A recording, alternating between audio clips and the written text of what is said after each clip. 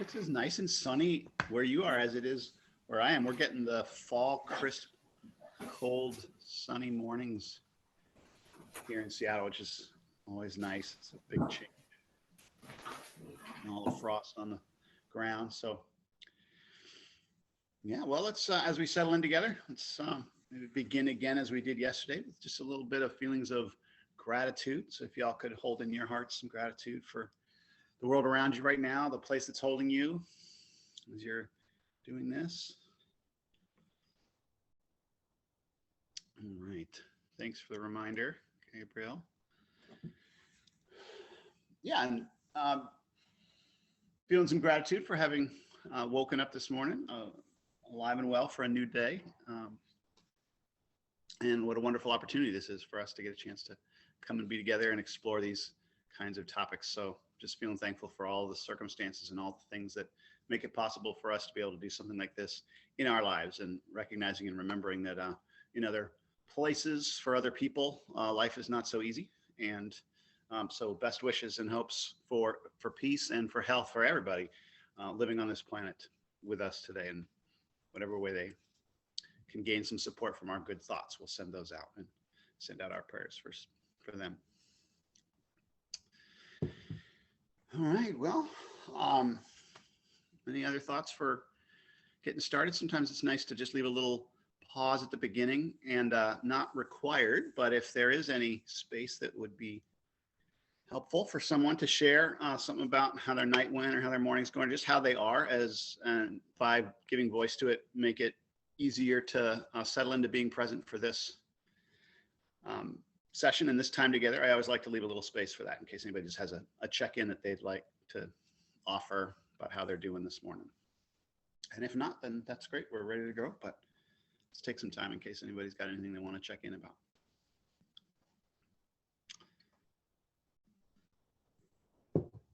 Cool, right.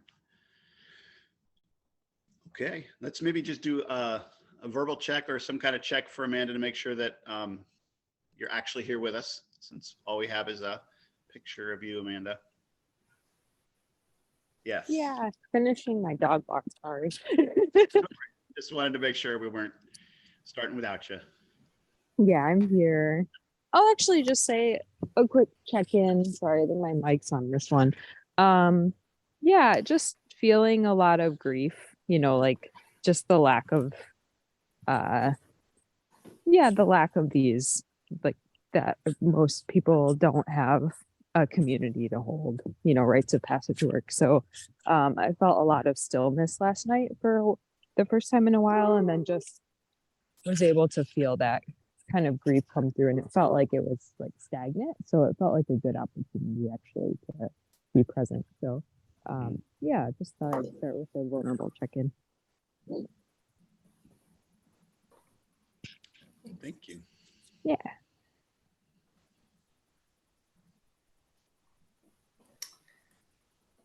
And I would be curious, just a moment of the folks that were at storytelling last night. If anything happened in your dreams, or if anything got stirred around, it doesn't have to be long, just curious. And sometimes the answer is no.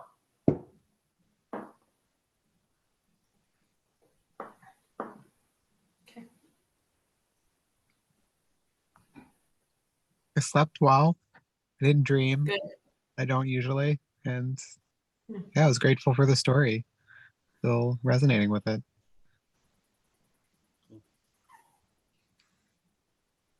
Good.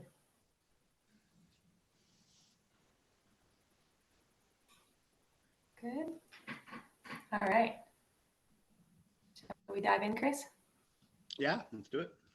Okay.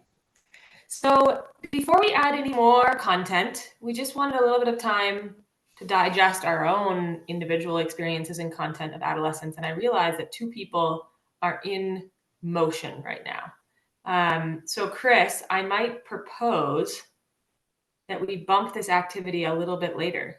How would you feel about that? Yeah, no, that makes sense. It'd be hard to do a writing activity when people are driving. It's a writing activity, and that feels less helpful right now. Totally.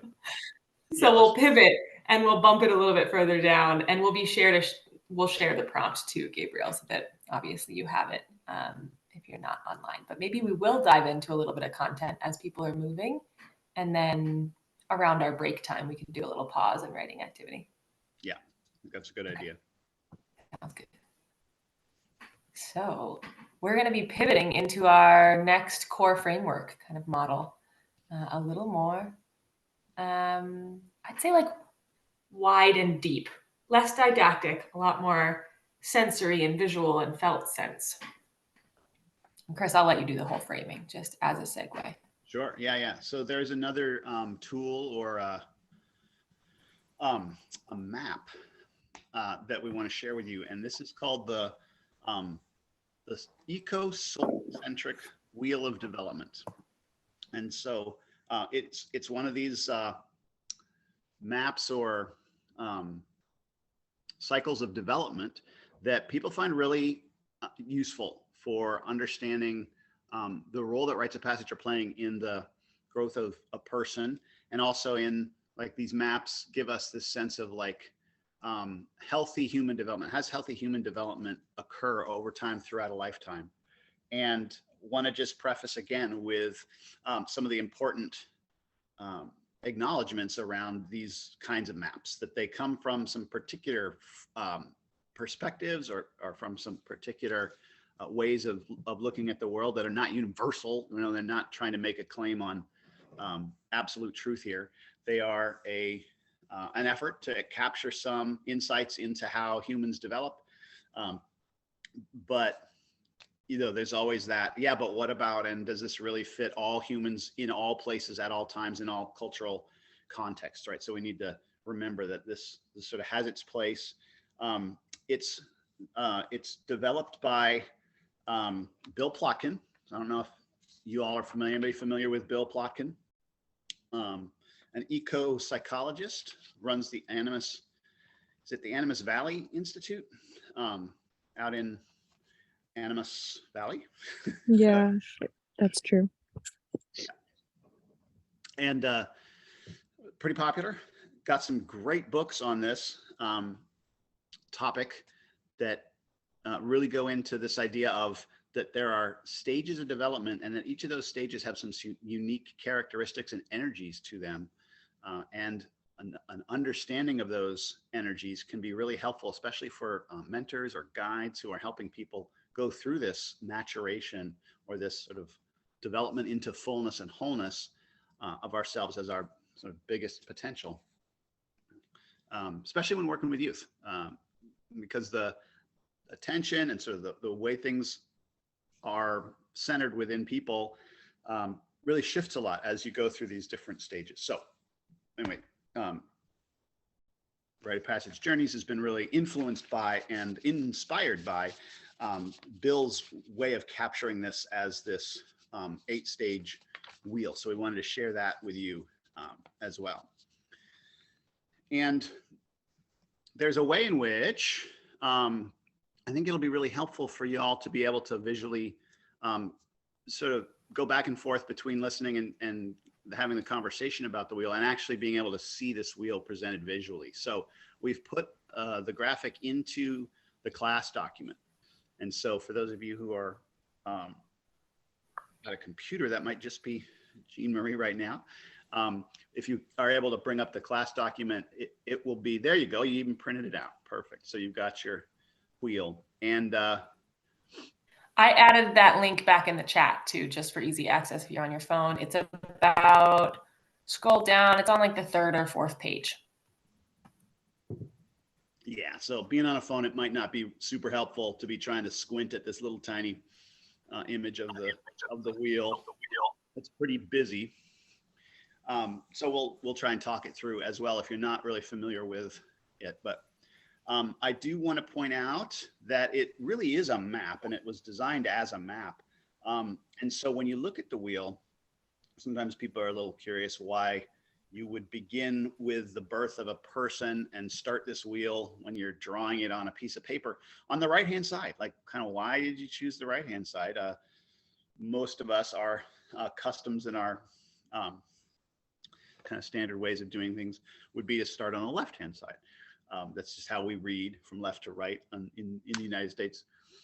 And the reason why is because it's a map the way a geological map is a map, or a geographical map is a map. And so it is laid out along the directions of north, our convention being the top of the page, north, and then east to the right, south to the bottom, and west to the left. And so right away, this map is trying to establish that there is a way in which the life cycle of people, of a human who's born and grows up and moves through their development wheel, is somehow energetically connected to the life cycle of the natural cycles of the world. So the cycle of a day and the cycle of the seasons through the year. And one of the ways that we can capture, and again, this is sort of North American centric, but we can capture that energy of a cycle of a day or a cycle of a year is to just notice the correlation to the directions, where not exactly always correlated, but the sun generally rises somewhere in the east and moves through the south. In its highest point in the sky, it is always due south at noon, and then moves over to the western hemisphere, or western horizon, and sets. And then if you were able to use X-ray vision and look through the Earth at midnight, you would be able to see the sun on the other side of the Earth from us. So this idea, and then the spring is often correlated with that sunrise morning time, and summer is often correlated with that noon time. Fall and correlated with the sunset, and then winter correlated with midnight. Gives you a sense that there's these correspondences that this map can capture. And so the feeling of new life, just born, young kids running around, can have that same feeling of spring is here, birds are zipping around everywhere, you know, and doing all this busy kind of thing. So that's part of this map, is that, and that's actually, I think, a big part of why this map is called the eco-soul-centric wheel of development. And that's the eco part, this idea that there is really an ecological affinity and correspondence between our lives and the cycle of our lives and the cycle of the rhythms of nature. Does that all make sense? Have any of you is that sort of first time exposure to this idea of the correspondence of cycles of nature and that at that level of detail? Just kind of curious how this is landing for people.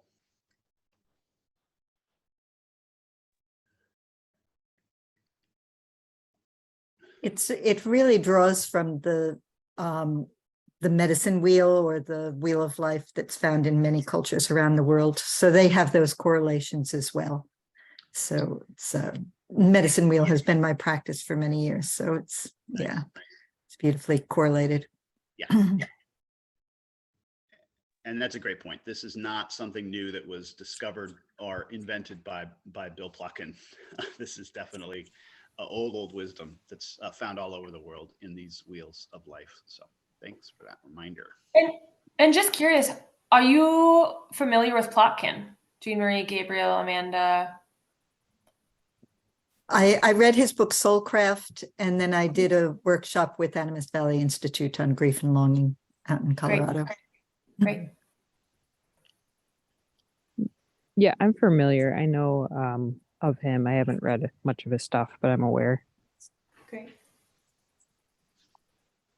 Yeah, familiar in a not in-depth way, but Great. yeah, familiar model. Yeah. It's helpful for us to know, and in the same way of like, every time I teach this or come back around to it, I perceive it in a little bit of a different way, right? For me, it really does feel like looking at the map of a terrain, right? And looking at it and then knowing the terrain for a while and going back and looking to the map. And we're really looking through Plotkin's work specifically with adolescence in mind, which again has that extra layer of, when I'm around adolescence, this map now shows me a little bit of a bird's eye view in just a different type of modality than the core frameworks that we talked about previously, or in a different style of map than knowing the brain dynamics of it. It can be it might be a way that you perceive learning more closely aligned with your way of learning than learning about brain development. It's very visual. It's very like, I don't know, it's textured. There's a storyline to it. You could create a story of the 8 stages, and that could be the way that you talk about it. There could be a character in each stage. So just like a different kind of material to be like, what resonates with my work? What resonates with my understanding of adolescence? That's why we're bringing it in. Yeah, so at this point, I'm just trying to sort of like acknowledge the frameworks and provide the introduction, the bigger picture of how this this map is used by Journeys and is helpful to Journeys. And I think one of the other things that we got into a little bit yesterday, but that is helpful to make sure we take some time on, is the second part of this name of the wheel, right? So there's the eco-soul centric wheel of development. So what's this soul thing that we're talking about? And soul right away can invoke a lot of different things for a lot of different people. So wanting to explain the sort of depth psychology definition or understanding of what we're talking about when we're talking about soul, and just acknowledge that is what's sort of underlying a lot of this idea of trying to see this path of development in humans. So what are we talking about in this model when we're talking about soul and the depth psychology, sort of which basically comes from Jung and Freud and some of the other Western psychologists who were interested in what's going on underneath the surface of people's consciousness. Like, you can ask them about why they're doing what they're doing or what they're feeling, but then you can also just sit with people and notice that, like, there's something going on and they're not even aware of it. There's patterns that we can see. There's like, and people could even be straight up denying it. No, that's not why I'm saying this. No, what are you talking about? And yet there's some way in which the observer is like, I think maybe there's something going on here, right? And so Freud and Jung actually clinically tried to capture those observations and notice patterns and whatnot. And to some extent, I think they were successful at avoiding just being straight projecting onto people what they think is happening, but actually were creating, somewhat like objectively fair observations, and then seeing patterns in those observations about how humans work in ways that we're not even aware on the, in our own conscious mind of what we're sort of why we're motivated and how we're doing things. That's, I think, a fair assessment of sort of what depth psychology is about. It's about this idea that there's more going on with us than even we are aware of, and we can become aware of it. And sometimes it's really helpful to become aware of it. And so for Freud, it would be becoming aware of some of the drives that are really driving you, that have to do with your father complex or your mother complex or things like that, right? That would have been Freud's patterns that he developed and saw and made his work out of. And then Carl Jung expanded a lot beyond that to this idea that what's really happening with people is that we're bigger than we think we are. And so we have this like vastness of ourself that we're not really even aware of, that is trying to come forward and become part of who we are. And so that's a lot of what the dynamics are with sort of Jungian psychology, is trying to understand what is this bigger self? What is this bigger us? So a lot of times when the depth psychologists use the word soul, they're really referring to that concept, this idea of our bigger self or our greater self, something that's larger than we think we are. And this can have kind of all kinds of facets to it. But I'm just wanting to see how y'all are relating to that concept of a soul or a self that is larger than we currently know ourselves to be, but that somehow is still within us, as opposed to something that's just going to be added to us from outside later, just as part of that growth process, like more CO2 coming into our body and helping us build more bones or put on more weight or whatever, it's like become bigger. It's like this idea that there's this thing inside of us that is coming out and is being manifested more and more fully throughout our lives. Does that feel comfortable concept to y'all? Strange concept? I'm just curious where you're at with that sort of sense of self, sense of soul. It feels comfortable to me, but it's also, I experience it as kind of like a continuity of self as well. you know, that there's a part of me that I've known since childhood that is still here, you know, and it's larger than me. Yeah. But Gabriel, you were gonna, yeah. Oh yeah, I was gonna say I feel very comfortable and familiar with this, and it reminds me of I work with a Jewish somatics group that's in the vein of generative somatics, one particular like um, area of practice. And when we're like really centering in ourselves, like we're also centering in like the depth of our like ancestry, like individually and collectively, and also like forward into the future and like what we're becoming and the legacy and the world we're leaning into. So to me, like I feel like I have like kind of an embodied sense of like myself as bigger than, yeah, like what, I might look like now in a sense. I don't quite know how to put that, but yeah, that's the experience that comes to mind for me, is like that process of being in community and in collective like history and legacy.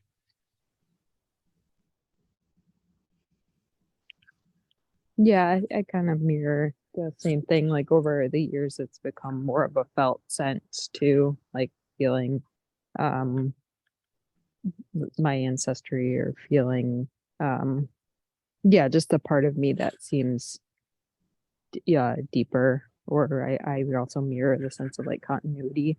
So yeah, that lands. It's something I'm like conscious of. So for myself. Yeah. Well, great. It's wonderful for us to work with adults who are open to the concept or very familiar with the concept. And I just want to remind a plug of, think back to your adolescent self. Would they have answered the same way that you just answered? And then if you were to introduce a similar concept to adolescents, just a quick little plug in yourself, how would that happen? How would you do that? Could you use the word soul and would they all be like, oh yeah, I got this. This is like pronouns. I know what you're talking about. Let's move on. Or would it be like, what? No. And I just want to continue to bring in that population of like, how do we work for them? How do we meet them where they're at? And letting that be different than it might have been for us. And letting ourselves also be really different as adolescents. It's just, no need to answer, but And maybe I'll also offer that in this sort of depth psychology tradition, especially as it got elaborated beyond Jung by James Hillman, there's this distinction that is sometimes offered that can be helpful in terms of talking about and looking at these dynamics. And that's the distinction between soul and spirit. And this idea that this bigger than us self has a lot of different components. And one of the things that I heard expressed by you, Gabriel, was this connection to the past. Well, not just you, but connection to the past, connection to the future, and this way in which it's really all connected, right? So our bigger self actually just kind of goes out and blends into and becomes the roots that go into the whole world, and become the whole world. And so this distinction between spirit and soul is this idea of when you contemplate, meditate, try and connect with your spirit, what that tends to do is go away from the unique individualness and touch that way in which we are all connected and we are all expressions of, love and humanity and the universe and these archetypal patterns. So spirit tends to go away from the individual and emphasize the way in which we're all the same. And soul tends to be this focus on how you are a particular constellation of all of these things and are very unique, and how you as a unique presence contribute something that potentially would not be there in the world.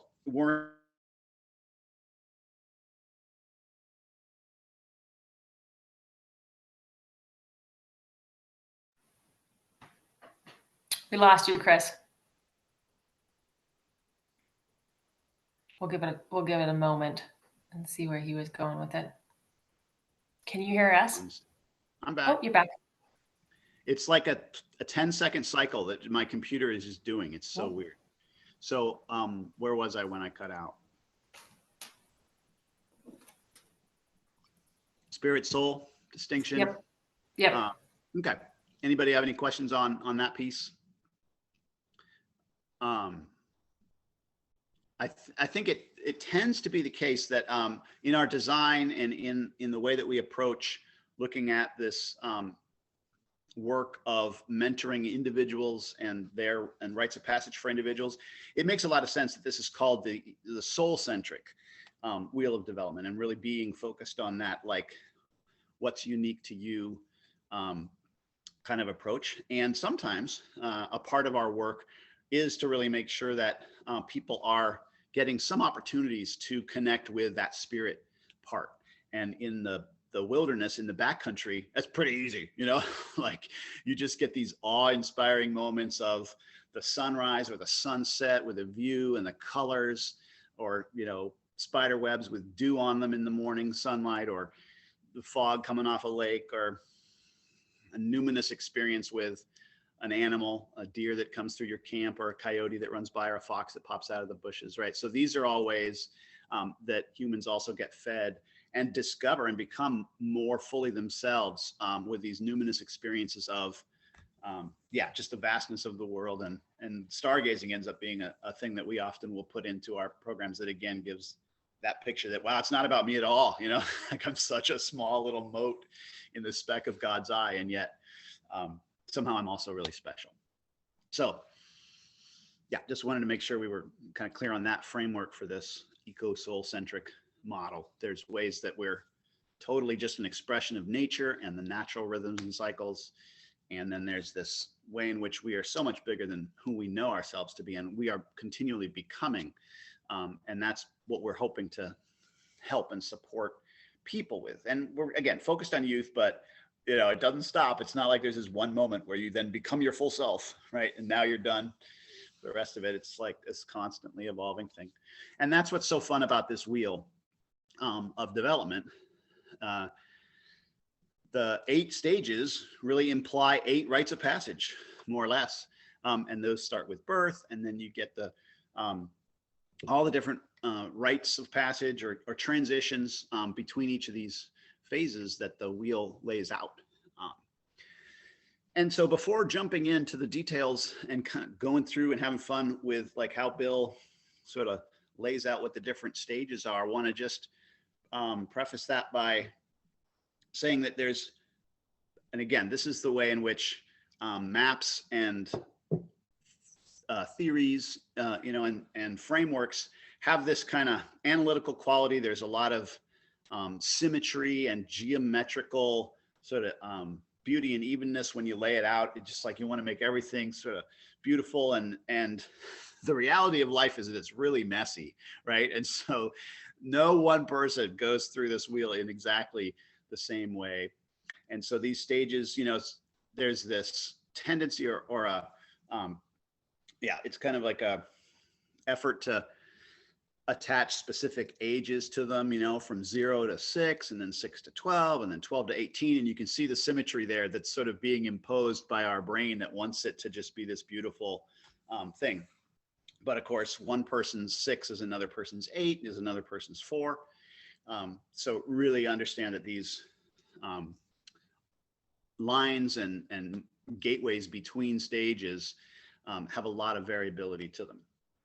And in much the same way that the idea that this is a map of natural rhythms has a lot of variation, right? You can talk about springtime occurring, you know, exactly due east, but depending on where you are in the world and depending on what kind of a plant you are, right? The first bud or germination or flowering can happen all different times during the year. At some trees flower in February, and some are waiting until June to put out their flowers and begin that next phase of their life cycle with reproduction happening. So the maps are an attempt to create a visual representation of what you might call the archetypal journey or the classic journey. And so I think we mentioned that word before, archetypal, and I just want to make sure that we're all understanding what it is that we're talking about when we talk about archetypes. Are you all familiar with the concept of archetypes? This becomes more important when we have 20 people in the class, but we might be good here with everybody talking about archetypes. Yeah. So just like essential universal expression of something. And the classic way to think about archetypes is to look at something like the pantheon of the Greek gods and realize that each of those characters have a real different unique quality to them, and that those are sort of archetype. They're an attempt at an expression of certain kinds of archetypes of human personality traits or social roles or things like that, being expressed as these dramatic personae of the gods. So at least that's the archetypal psychology, depth psychology take on the Greek pantheon. No disrespect to those who, hold that pantheon in really different way. And there's probably lots of different ways that people hold that pantheon. So yeah, archetypal, that's what the map is trying to express, is what are these archetypal dynamics for humans as they move through the different stages of their life. And Plotkin proposes that one way that we can really usefully explore this development wheel is to think about each phase as being not just archetypally unique, but having sort of three different components that are really helpful to look at. And so there is this, why am I blanking on the words for it? There's this idea of a gift that each stage of development offers to the human community. So there's a way in which we talked a little bit about this with adolescence, right? This idea that in addition to it just being this tumultuous, chaotic time, it actually, the energetics of it offer this vitality and this willingness to embrace or try new things, is sort of an archetypal energetic gift that stage gives to the whole community. And likewise, young infant babies, like their presence in our community offers a gift, some kind of a way in which life is enhanced by their presence and the presence of that energy being part of our community. So there's this idea of a gift, and there's also an idea for an individual of a center of gravity. So what is it that people in that stage of life, archetypally, generally speaking, are really like attracted to, that their energy and their focus and their attention just seems to naturally hone in on this particular piece, or maybe it's a description of a way in which they are motivated, or if that makes sense, what I'm talking about with this sort of a, what did I call it? The gravity, center of gravity. Center of gravity. Yeah. So for an infant, that might be mom, that might be the being that nurtures me and that gives me sustenance and allows me to continue, the being that replaced the umbilical cord in my life for a 6-month-old or something like that, a 1-year-old. The center of gravity might be like right there in the middle of the nest, the center of nurturance, just as an example.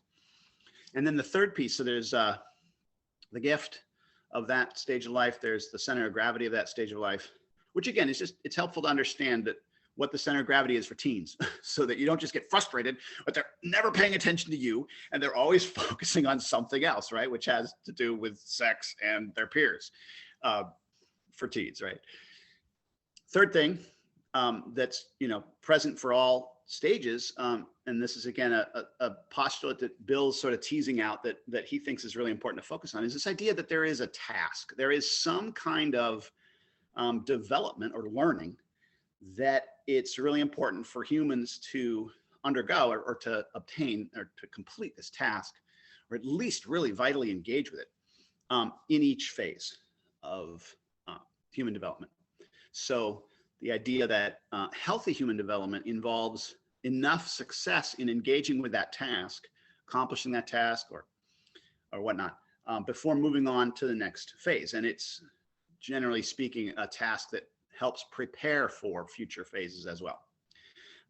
And Bill, as a psychologist, a therapist, is pretty clear that this made a lot of sense for him of a lot of the things that people were struggling with in their lives, and that they were going to get therapy or going to a psychologist for help with, it turned out was just like needing more opportunity to engage with and complete some of those tasks from earlier on in their lives in order to feel more comfortable in their selves as adults, which is who he was working with. I don't believe he did very much therapy with youth. So he was working with a lot of adults who, as it turned out, or at least the way that this model helped him to see and offer guidance was,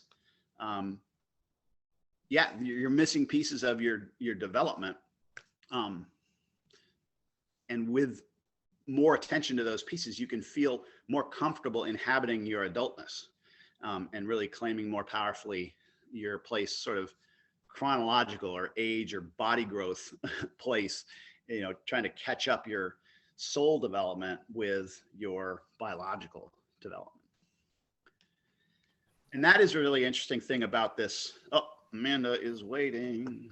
Got it.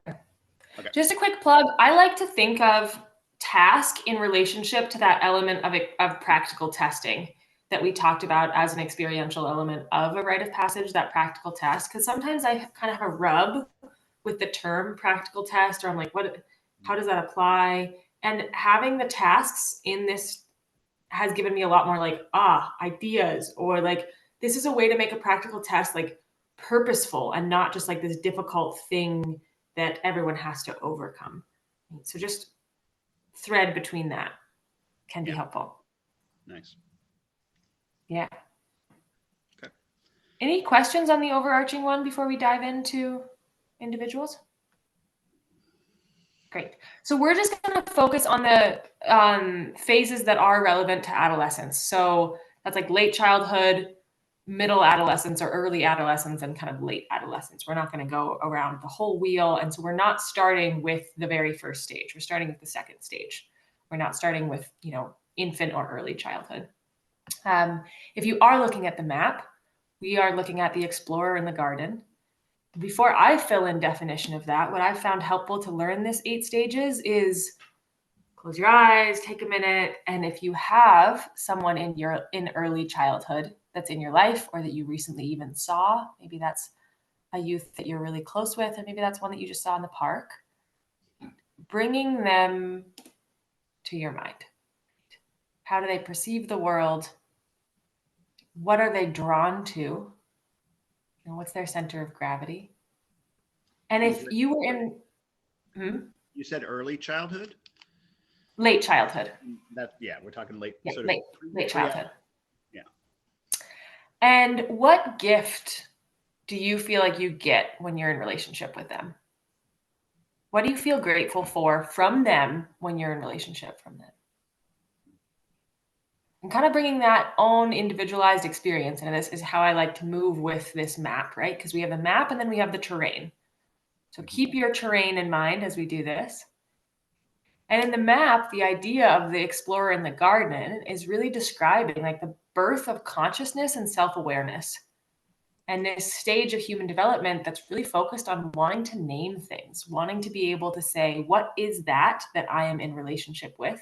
Because that helps me know that I am not a tree, right? Tree, human, dog, cat, mom, dad, me, my sibling. How many in that kind of stages, that question of what is that? What is that? What is that? What's that called? What's this called? Again and again and again. Again, this is a huge expansion in the part of their brain that wants to learn what things' names are. The task of this stage, according to Bill, is learning the givens of the world and our place in it. So the sun always comes up. And what's my place in relationship to the sun? Right? When the rain falls, I get wet. What's my relationship with that? But also, what's my relationship with a wild animal or another human being? Where is my place in the natural order of things? And also, while learning this, discovering enchantment and awe and just wonder and bafflement in the natural world. Right? I think of when I put this on my own individual terrain, like when middle, late childhood see rainbow. Right? They see the rainbow, they see prisms, they see the color and the kind of wonder and nature that comes from that. There's also a little component here of learning cultural ways, but it's more focused on exploring that garden, that natural world. Right? So that's the task. So thinking about that, their task is to learn the givens of the world and what their place is. The center of gravity, so where they're kind of magnet drawn to look to learn from, or to be in relationship with, is family and nature. So really still rooted in a family orientation, looking to mom, dad, looking to their parents, their guardians, looking to siblings, right? And their close proximity of nature. That could be their backyard, places they're familiar with.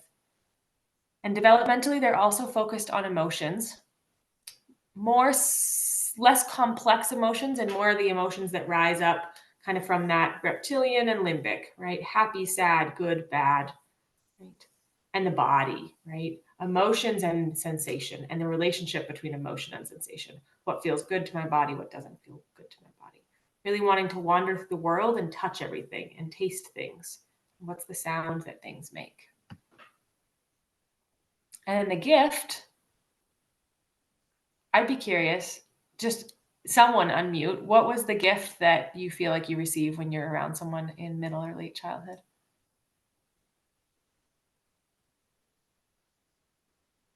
Definitely wonder. There we go. Yeah.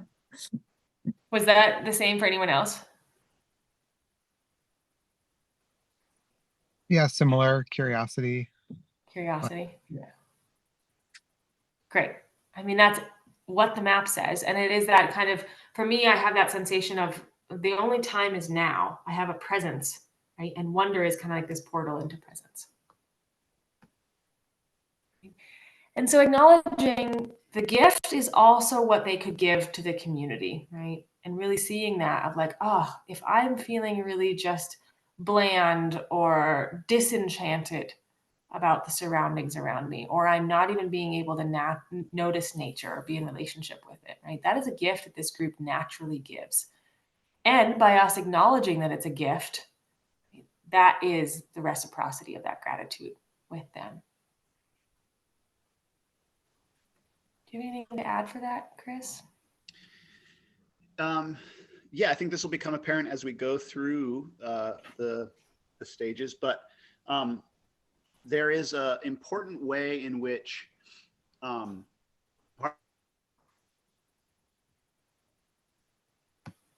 we lost her. Give it 10 seconds. We need some good little song to sing. Commercial break. Spontaneous poetry, on the spot haikus. wait, yeah, so Now you're back. wait 5 seconds, the little symbol comes up, your internet is unstable. 2 seconds later, it goes away and I'm back. You're back, Chris. I'm back. Yeah, so this idea that each stage, has these unique centers of gravity and gifts and tasks. And in addition to this idea that it's really important for humans to have the opportunity to complete the task or to really engage powerfully with the task, is also the idea that it's possible for us and beneficial for us in our own lives to maintain some connection to all these gifts as we move through the wheel. So, and at the same time, especially you'll see this with adolescents, there is a strong need for a moment to distance yourself or get away from particularly the stage that you are leaving. So you will see a lot of adolescents with arms crossed, bored as hell, the exact opposite of awe and wonder, right? And there is just a natural way in which part of that is just them needing to, I am not a kid anymore. So I do not just go, oh, look, how cool, when I see a insect on the ground, right? I'm like, yeah, whatever, it's an insect. I'm not a kid anymore. I don't get down on my hands and knees in awe and wonder. But, obviously the trick in life is to reclaim and recapture an ability to have that connection to that awe and wonder that is so easy and natural for young kids to have, right? And so this is why a lot of times you'll see, and we'll talk about this a little bit more with the role of the guide when we're working with adolescents. A lot of what we're talking about is pointing forward and preparation for the future, but some of it is also just good role modeling of how to reach backwards and to sort of retain and reconnect with the gifts of earlier life as well. So again, just a piece of the puzzle there that I find really fascinating is like, how do we grow and develop? I'm no longer a kid anymore, and retain our childlike wonder and awe without being childish. You know, it's like that classic distinction that's important to develop as we move through, and really through all of the phases of life. How do we embrace the new center of gravity and embrace the without denigrating the old as a way to make a split or make a change happen within our lives. That was one thing that occurred to me. Great. Are we done with late childhood? Yeah, let's go with thespian. Yeah. All right. So to stay with our theme, let's begin by really trying to invoke someone in our lives who is in this phase. This is early adolescence. And again, this is not entirely linked. And the further we go along the wheel, I think the more unlinked the idea of biological development and soul development become. Pretty darn linked and pretty closely aligned at the beginning. But as we talked about in our conversation about adolescence yesterday, this idea of puberty and the really powerful hormonal things that are going on in puberty tend to be associated with this idea of early adolescence. And yet there are ways in which humans are changing and shifting societally and culturally that are potentially causing puberty to happen even in late childhood, right? Before it would make sense sort of soul-centrically to contemplate someone being a young adolescent, but their body is going through puberty. And there's definitely sort of ways of thinking about this, which is like, no, Chris, look, by definition, if somebody's hormonally going through this, then that's the stage they're in. They're in, young adolescence. So I'm not trying to stake a claim to truth on any one of those perspectives, but I do think that for this Plotkin wheel, that idea of man, my brain this morning, puberty. Puberty. Yeah, the hormonal changes that are going on are associated, but not necessarily absolutely linked to this part of the wheel. That's a big part of it. So this early adolescence and going through it is artistically this archetypal capturing that Bill is interested in gets expressed as the thespian at the oasis. So thespians referring to dramatic actors in the Greek tradition, thespians at the oasis. And again, there's this invocation, I think, of a geospatial aspect to this map, right? The wanderer in the garden or explorer in the garden invokes this idea of the garden being the natural world, plants and birds and butterflies and things, but around the house and still highly cultivated and tended by the human community. So still pretty home-centric or domestic-centric for the late childhood. Thespian at the oasis, the idea being this place where the whole world congregates. It is not the home anymore. It is this very diverse, expansive world. And it's a very social world. There is this idea, of course, the oasis being this really important source of water, source of nourishment for life, including all of the creatures that inhabit the world. And it is a place where humans congregate. And when you go to the oasis, you are now going to be exposed to the big wide world, not just a family or extended family world, but the whole big wide world. So that's a big part of this phase in life is the shift away from the center of gravity being the domestic sphere, the family sphere. And that's expressed by this image of the thespian at the oasis. And the idea of, especially in the Greek tradition, part of the theater was individual people who were performing in the play would actually play a lot of different characters in the same performance. And they would do so by changing the mask that they were wearing. So it's this idea of this stage of life being trying on and playing with a lot of different roles, a lot of different like identities, a lot of different masks, trying those on as one of the reasons why this stage is called a thespian is a person who is trying on and actually performing a lot of different roles, potentially that they hadn't had before. And there's certainly a lot more opportunity to do that, you know, once you go off to high school, right? Or middle school, than maybe there was in elementary school. And again, totally North American centric example. But you know, in most of our schooling situations, like it's the same group of kids who are in your third grade class, fourth grade class, fifth grade class, sixth grade class, unless you went to a really big elementary school. And then going off to middle school is this experience of suddenly there's all these kids in your class that you don't know because they come from all the other elementary schools that all kind of get funneled together to go to the middle school. That makes sense? So this really, yeah, that's the oasis. And so I've already kind of gotten into a good bit about explaining what the center of gravity is here for this stage. And it's the peer group, it's society. It's really looking at the bigness of life around us. And because of that sort of hormonal puberty factor, like sex ends up being just a huge part of the center of gravity. Sexuality and those impulses and attraction and all of that, it's finally flooding you, and you're really focusing, your life revolves a lot around that. So sex and society and peers. Is that like congruent for y'all's sense of adolescence and what's going on in adolescence? Yeah. So what's the task then in the face of this being the sort of context and the taking place of early adolescence?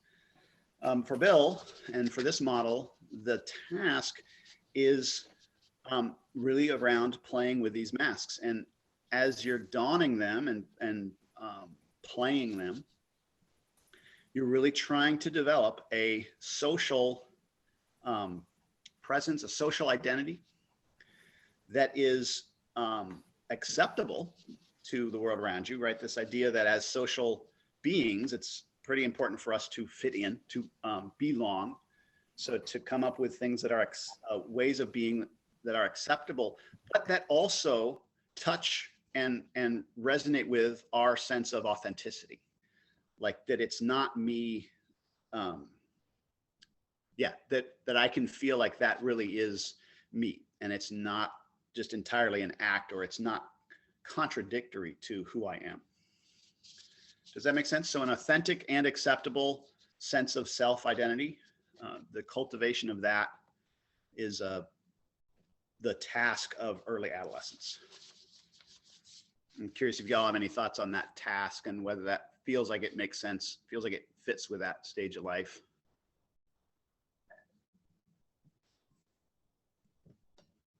Okay, thanks, Gabriel. Hopping off in a couple minutes.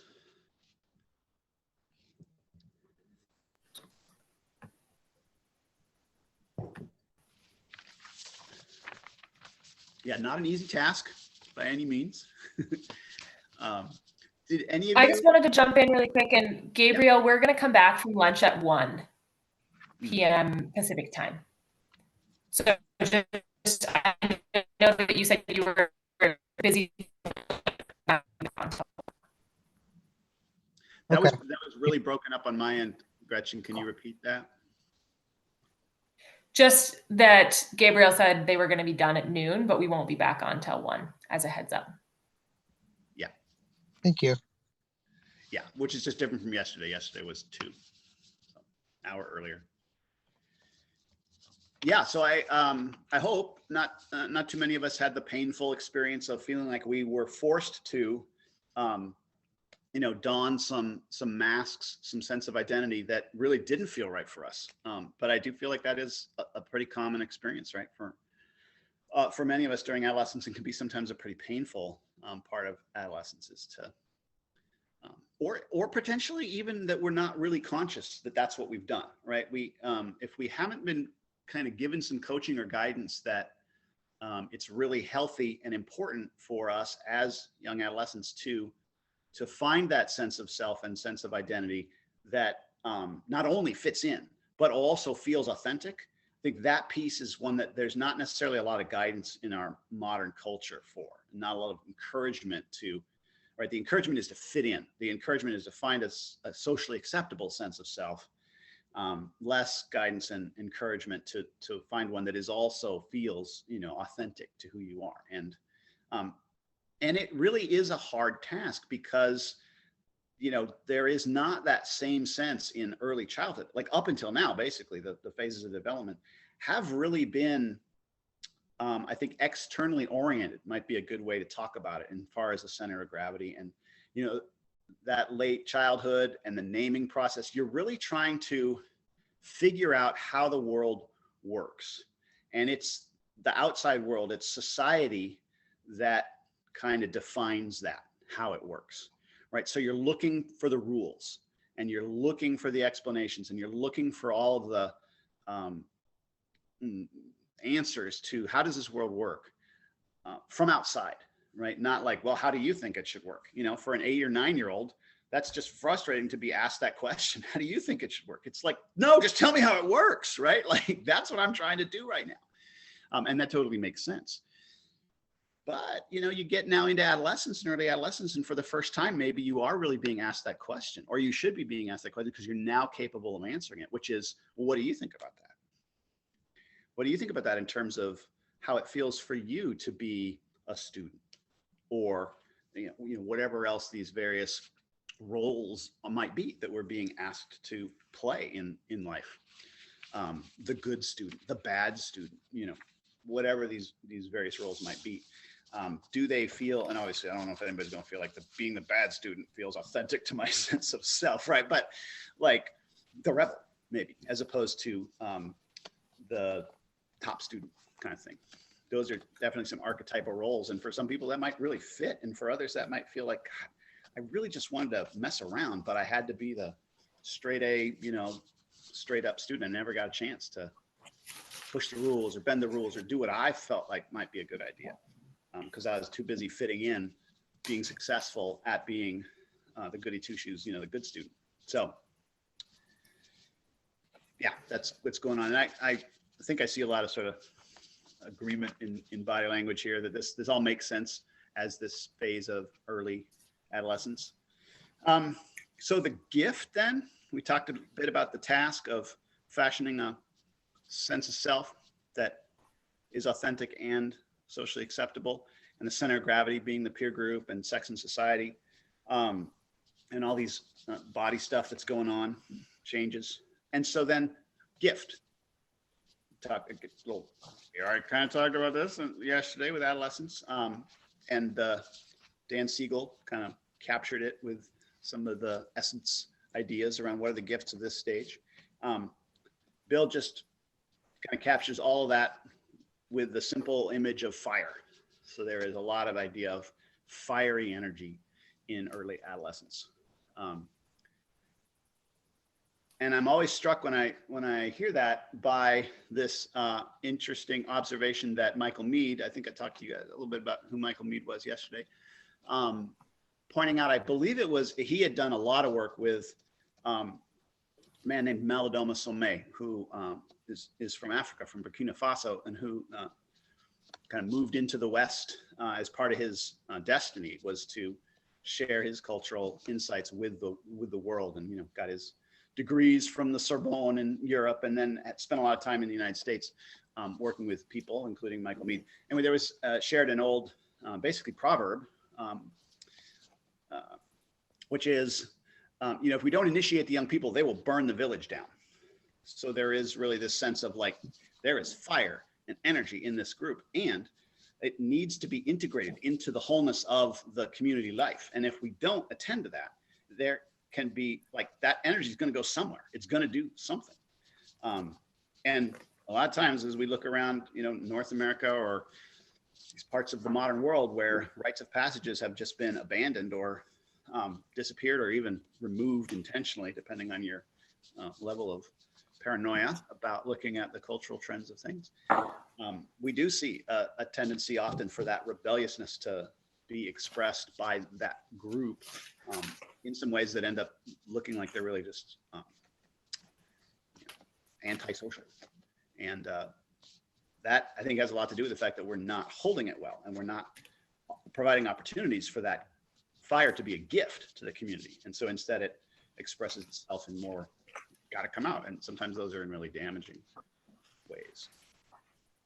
So there's the thespian at the Oasis, the 1 to 3rd stage of the 8 stages.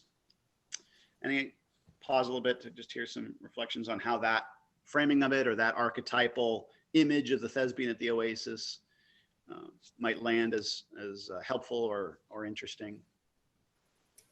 Give you a chance to just reflect on that piece.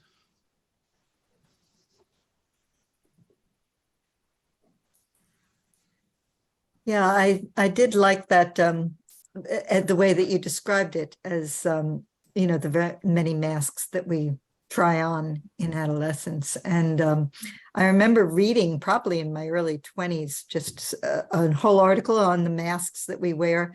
And there was a quote in there that just like really sticks out to me. It's always kind of informed me. It says, "In commitment, we dash the hopes of 1,000 possible selves." Can you say that And again? in commitment, we dash the hopes of 1,000 possible selves. And I remember in adolescence, and even to this day, I feel like there are 1,000 possibilities of who I could be or could have been, or, that I just had to like lay some of those aside because I couldn't do it all. But it's like, in order to make a commitment, and as the teens that I know of, how hard it is for them to say, well, what is it that I want to try to make a commitment to at this point, when who knows if that's going to work out, and that's a real fear of, and, I just encourage them, you can be 1,000 different things at different times, just to start moving in one direction. Beautiful. Thank you so much for bringing that in, because it brings in the tension between like the tumultuous nature of being able to be 1,000 different things, and also the deep need to try on different things, to say this one doesn't fit, this one doesn't fit, this one really does fit. Thank you so much for bringing that in. Love that. Yeah. And what a beautiful way for you to help usher them. You might be holding 1,000 different fires. Choose one. This isn't the only opportunity, because life is cyclical. We'll come back around. You'll be able to choose another one. Love that. Thanks, Jean Marie. What do you think, Amanda? Oh, I just love that. I wrote that down. Where'd that come from? Yeah. Yeah. Oh, no, I'm curious. What book was that in? Are you talking about Jean Marie's quote? Yeah, I loved, that was really important, I think, for me at this time, and just for what we've been talking about. Yeah. Jean Marie, you're muted. I can get the reference. It's in my database, but it was a Psychology Today article on the many masks that we wear. So I have it. I can get it for you. Oh, it was great. Thank you. Yeah, I'm just tracking along, but I wrote the quote down. I feel like, yeah, it was really important for me at this time too, and to what we've been chatting about. So thanks. Yeah, it reminds me also of the pruning that we talked about. There's this reference, or this convergence with the brain idea that like our brains are gonna do this for us, right?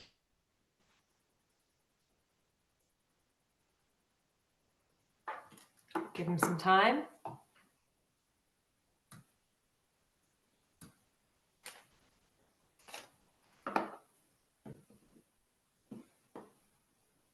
And I'm back.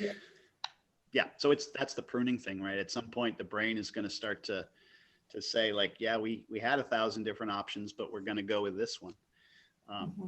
And yet we know that the brain's plastic and the brain does actually have an enormous capacity for growth and development all through our lives. So that encouragement for courage to embrace a path. I remember thinking how in my martial arts tradition growing up, it was really tempting to dabble in this one. Oh, I want to dabble in that one. Oh, I want to dabble in that one.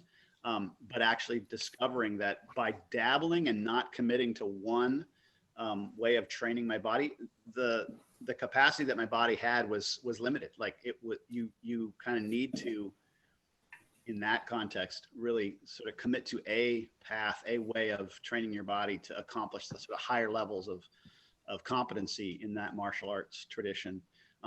And if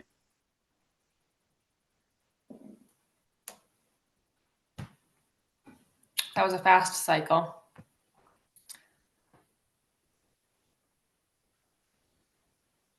I might jump in while Chris comes back on to just say one more aspect of this that feels really important for me to remember is the need for a thespian to also have a stage and to have an audience. I have found that informative for how I relate to adolescents, right? And they also need a backstage that doesn't have an audience, right? That is just shared with their fellow thespians, and how to provide opportunities where there is a stage that isn't about them, you know, aggressively claiming attention, but there's a natural place to say, hey, we are here to listen to you. You're up on the stage. We are your audience. And what are the opportunities that we can provide that? And what are the opportunities that it's being taken? Social media, right? Social media is this false stage where it feels like I'm able to perform for all these people that are looking at me, but there's no actual relationship with the other people. And there's a lot that's happening behind the scenes that isn't really even shared with peers. It's just in isolation, and social media being our connection. So just wanting to like bring this map into what are we seeing in our actual world right now? You know, one more plug: how often arts are being weaned away from education. It might not be the art of acting, but it could be music. It could be media arts. It could be visual arts. But that same sort of idea of, can I try on different ways, creative expression, that CE of essence, of expressing myself, and where do I do that? And that school used to be this place to explore and to try things. And then it's starting to get a little bit more structured, like young adulthood, right? Here's the schedule of where you need to be at the exact time, and and there's a schedule around it. Let me bring in some things. Chris, are you back? I'm back, but I'll pass it to you for the third phase. And I'm also going to, while you're doing this, I'm going to try and configure my phone so that I can at least maintain audio as my. Great. I also might just call for, can we take like a little bio break? Oh, yeah, it's been an hour, people. right? Yeah. Just take like a little 5-minute-ish bio break and we'll be back for the last stage. Sounds good. Perfect. All right, so 15, we'll be back at 15.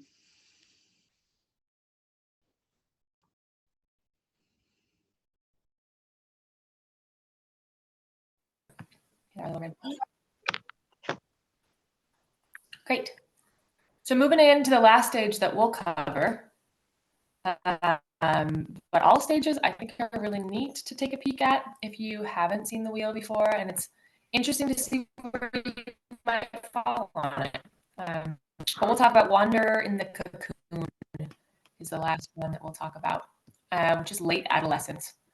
So you know me at this point, I think it's helpful to bring in someone that's in late adolescence into your mind. And I think it's interesting to note how old they are, right? For me, I have my nephew, and he's in his early 20s. You know, late adolescence. That could be you in your late adolescence. Bring that person in your mind. Who are you, or who is that person naturally drawn to? What do they think their purpose in the world is right now? Or what gives them purpose and meaning? And when you're in relationship with them, what makes you feel grateful about your relationship? It's a harder one for me to answer. Does anyone? It's harder for me to answer those questions than it was for Explorer in the garden. I bring in this person. But really what we're talking about in this wander in the cocoon is what Plotkin calls the adequate completion of personality and individual identity, and prepared for a descent into a different depth of self, right? Which a lot of people would call soul, as being a different depth or a deeper sense of self, right? But adequate completion of personality. Oof, that's tough, right? When I think of that late adolescent person, I'm like, are they at an adequate completion of personality? Or if I think of myself post high school, in college, right? Adequate completion of, God, I'm glad I didn't complete personality then. Right? That's an interesting definition of wander in the cocoon, right? And I don't think that this is a judgment against that person. I'm not judging me as that person, but like I wasn't going to complete my personality in the college environment that I was in. It wasn't going to happen. I'm really glad it didn't happen in that environment. You know? And so how does the relationship between nature and culture and our own sense of self help us have some sort of rootedness in personality, right? And looking to the center of gravity for this stage, it's world-centric. Right? So we went from the garden to a larger oasis, and the oasis is kind of like all the thespians coming to the oasis. There's diversity, there's this kind of, and yet it still has a locality to it, whereas this is world-centric, right? This is much, much larger than community or than people that I belong to. This might also include people I really don't belong to, right? It might include how am I different from this person, not just how am I similar. A world-centric center of gravity. And that also includes a little bit of that edge of mystery, right? The mysteries of my deeper self, my soul self, the mysteries of nature, the mysteries of underworld, of darkness, of the invisible kind of realm. When I was first learning rites of passage for youth, I remember my mentor kept saying that I was working in a wilderness therapy setting. So these students that were going through a rite of passage were also in intensive treatment. We were working with pretty tough kids. And my mentor said, like, you know, if an adolescent doesn't bump up against the question of death and dying and doesn't bump up against suicidality, then we're not holding them well enough as a culture. It's happening. Are they able to say that it's happening? Right? And for me, that was this very tangible example of how it's okay to bump up against darkness and against mystery and against what is the meaning of my life and why am I here in that kind of time of adolescence? And how are we holding that? I'll just say like as a culture, as a community, versus how are we kind of shaming that? Right? Because it's obvious we've got in the adolescent age range, like suicidality, suicidal ideation is there and it is growing more and more so. And it's how is that being held? How is that conversation being engaged with versus shunned? And can we engage with that conversation? And in this map, that's part of the center of this life stage, is looking over the edge and saying, what's over the edge and why am I on this side? Interesting thing to bring up. Darkness is part of the center of gravity for this late adolescence. Right? Interesting to say that in relationship with what happens when depression or anxiety comes up in late adolescence and they go to a doctor. Typically, you know, how is that responded to? Oof, I have a lot of this kind of action happening. And yet a task of this phase is leaving adolescent personality behind. Right? So much of it is categorized by, can I root down and what is my personality? Which masks fit me? And also, how do I leave that behind? We're really in the severance, right? We're in the forming of the cocoon and also the severing of what was. Leaving adolescent personality behind as a cultural task. And as a self task or a nature task, it's exploring the mysteries of my own psyche and my own nature, which both of those things fit so well in the center of gravity. Part of my task is to explore my own mystery. part of my task is to explore the places in the world that seem a little mysterious. And how do I have a strong sense of self and also be willing to leave that sense of self behind to dive a little bit deeper? I will say that this task and this phase of wander in the cocoon is something that our typical surface level modernized Western culture likes to skip over. We don't necessarily like to go down into the deep depth of, okay, maybe I need to leave my ego or my surface level self behind and I need to look deeper. Curious if people have, what is a gift of you being in relationship with them? Maybe you've already, I'm guessing you've already looked at the map, but in your own individual terrain, is there a gift of being around someone at this age? It's a hard one for me to answer.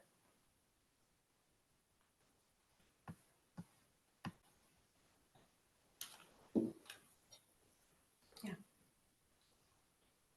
I've found that being around this age really prompted me to do a lot of my own soul searching, and because they were constantly challenging me, and to not take it personally, but to just say, okay, where is it that my sense of self needs to be challenged and deepened?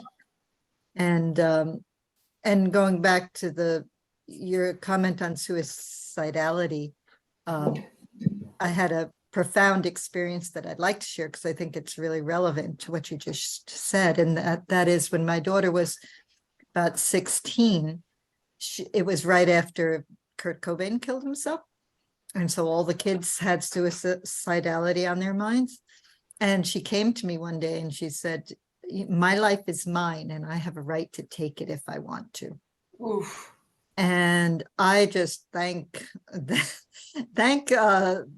spirit that I had the centeredness to just pull her close to me. And I said, your life is your own. You do have that right, but we would miss you horribly. Mm-hmm. And then I started talking to her all about the Demeter and Persephone myth, and I said, what you're going through is the death of a self. And the child that you knew is no longer, and you don't know what's going to replace it. And this is a mystery that has been, understood for centuries and centuries. You have to go into the darkness and discover that. And you're going to feel like nothing for a while, but you're going to come through. And she grabbed my hand and she said, Mom, tell me more.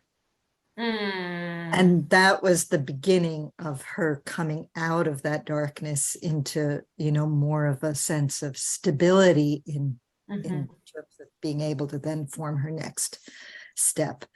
And it really bonded us. I mean, we're really bonded to this day from that experience. But it was hard, to not be afraid of it. And to not say, I'm not going to bring you to a psychiatrist to give you drugs, because I've been through 6 depressions without drugs, and I know we can do it. Oh, so much wisdom in that story. And just zooming out, you in this moment were a storyteller. You were also invisibly teaching, right, with her. And you were willing to go back to your own adolescence or your own time of depression and say, wait, I've been through this. Right? There's so much depth and complexity into what you did, and yet it came out as almost instinctual human nature. Right? There was the fear, there's a dialogue of, God, how do I tell her this isn't an okay thing, and also can I just hold her in it?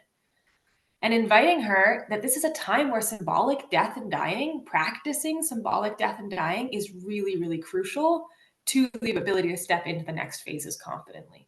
Right?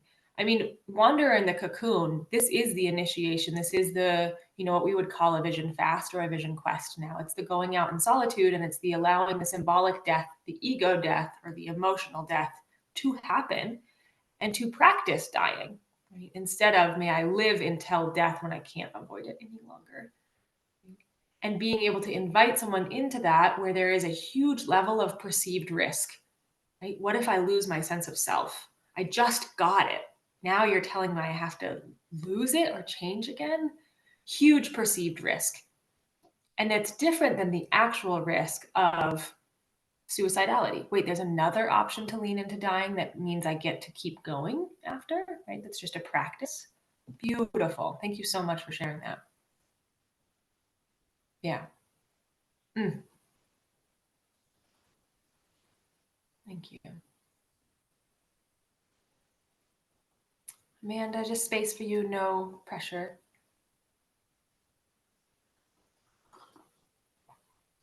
Yeah, I'm just kind of like swimming in all of this. And yeah, reflecting on my own experience at this time. But there was something that I was going to say before all of that. Um, yeah, what a way to meet someone, Jean Marie. Mhm. A lot of awe or just a lot of art gratefulness that you were able to, not be reactionary. Because I know that like, especially during this time for myself and then like into my mid 20s, like all I really wanted was not to be covered up because, there was so much, um, like I wasn't able to like exchange those masks. Um, like freely. It was more like how do you perform? It was so like how do you produce and perform and like fit in? Um, and so to be met in those depths, it's just I know my body would have felt really relieved. And then to hear like now I'm more familiar with like the death and rebirth that can even happen in a day, the deaths and rebirths that like cycle, especially studying like Chinese medicine or East Asian medicine, like we would talk about like that circle a lot and be like, where are you on this? And that like Francis, I did some of Francis Weller's stuff on initiation and just really being able to meet someone with like it's okay that you feel like parts of yourself are dying, or that you are dying. And that yeah, but what was kind of the initial question? I did have a This is great. Really, what's digesting for you, what's bubbling, what's intriguing, what's not.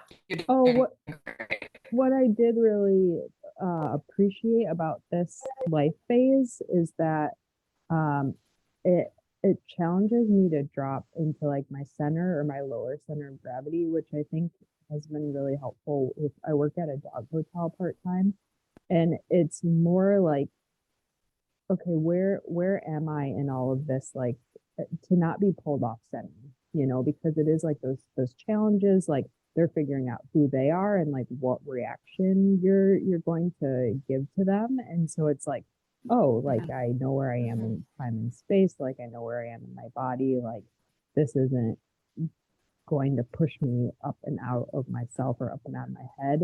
And I actually kind of appreciate like the ability to sort of know where someone is, because I think in our society we do, like as we get older we know how to perform or we know like the right way of being, and it's like this challenges that. And so I think that yeah. Thank you. And I remembered my initial question was, what is the gift of being in relationship with this person? And what you just answered was something drops down to a lower center of gravity. And maybe that wasn't the exact example of being in relationship with this person, but in learning about this, something dropped down, which is great. I mean, Plotkin describes the gift as mystery and darkness. Which, like, wasn't that just represented in both of your answers? Right? The gift here is mystery and darkness. Right? And I like thinking of the relationship between the three stages that we're talking about. A gift of wonder, of awe, of exploration, a gift of fire, a gift and gifts for people. But also, yeah, I'm gonna pause and let my connection catch up a little bit. Jean Marie, your story was a beautiful illustration. And when I say beautiful, I don't mean that it was fragile, right? It wasn't a porcelain story. There was a grotesque pain in it, but it was such a descriptive story of someone inviting mystery and darkness into your relationship and meeting it there and not necessarily taking a flashlight. And some beautiful songs around to know the dark is to go into the dark. And how often we bring flashlights to dark places that doesn't actually meet darkness and can feel really invasive or just off the mark for someone that's in late adolescence. Like, you don't get me, you don't understand me, right? And it takes a little bit of a shape-shifting adult to be able to remember that phase of life and say like, oh, wait a second, I shouldn't bring my flashlight, even though my flashlight probably has an answer. That's not what's being asked for right now. What's being asked for is company in the darkness. A lot of our medical world or psychological world might not necessarily give that kind of company in the darkness, but they might bring a lot of very bright solutions. But does that help actually fulfill the task of late adolescence? Right. Amanda, I just wanted to respond. This is a lot of information. This is very like heady and wordy and fascinating. Sometimes it feels like reading a fiction novel that is like designing a whole nother world. And good, like may we dapple in this beautiful thing, right? It gives us a canvas to imagine things in a little way. And also go look towards late adolescence. Ask them to describe what it's like, because this was one man's, based off of a lot of research writing on it. And yet it's still already dated, because as we learned yesterday, like the form of adolescence, the time of adolescence is changing so fast. And is also so influenced by culture and environment and their own lineage and their own surroundings and things like that. So this is just planting seeds. Chris, do you want to add more? I guess one more layer I'll say, and then I'll pass it to you, is that this stage ends with a soul initiation.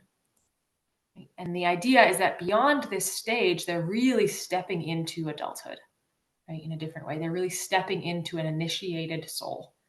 And I'll just like put the big obvious question mark of what happens if we skip this stage, which happens a lot in our culture. What happens if we skip soul initiation and we try to go straight from thespian at the Oasis, where I want to be around a lot of social connection, into adulthood without going into that time where my center of gravity is actually in the underworld, not in my social relationships. It's hard to have a deep sense of self if we skip our own center being in the underworld, our own underworld. Okay, go for it, Well, Chris. and I was reflecting on, actually, before I add that, I want to just welcome Tanner. I saw that you joined us, so I wanted to say hi and make sure your connection's actually working. There you are. Hey. There. So Tanner, if you hadn't picked up on it, we're going through the eco soul centric wheel of development. And there is a graphic for that that's in the class document. So you got it. All right. So hopefully you're kind of caught up, and we'll just keep moving. And please feel free to contribute or ask questions or whatnot as we are going here. Certainly will do. Sorry for my tardiness. I'm glad to be able to catch you guys for this last end. I wasn't planning on it, but it's perfect. Great. I'm glad you're here.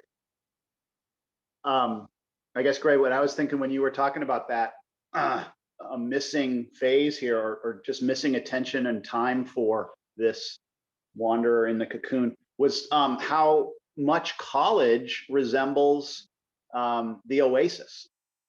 And, it is kind of like this place that's off on its own, and it's just this whirlwind and accumulation of all of the social stuff. And so, not that, to be college centric and think that every human being goes through the experience of college, but it is a fairly common experience, I guess, in North America or in the United States. But how easily you go right from college into a career, right into holding the place of an adult, and that there's so little time for that wanderer in the cocoon phase in just how that sort of transition into life is structured. And I think most of us just sort of imagine that, I'm in college, that means I'm an adult.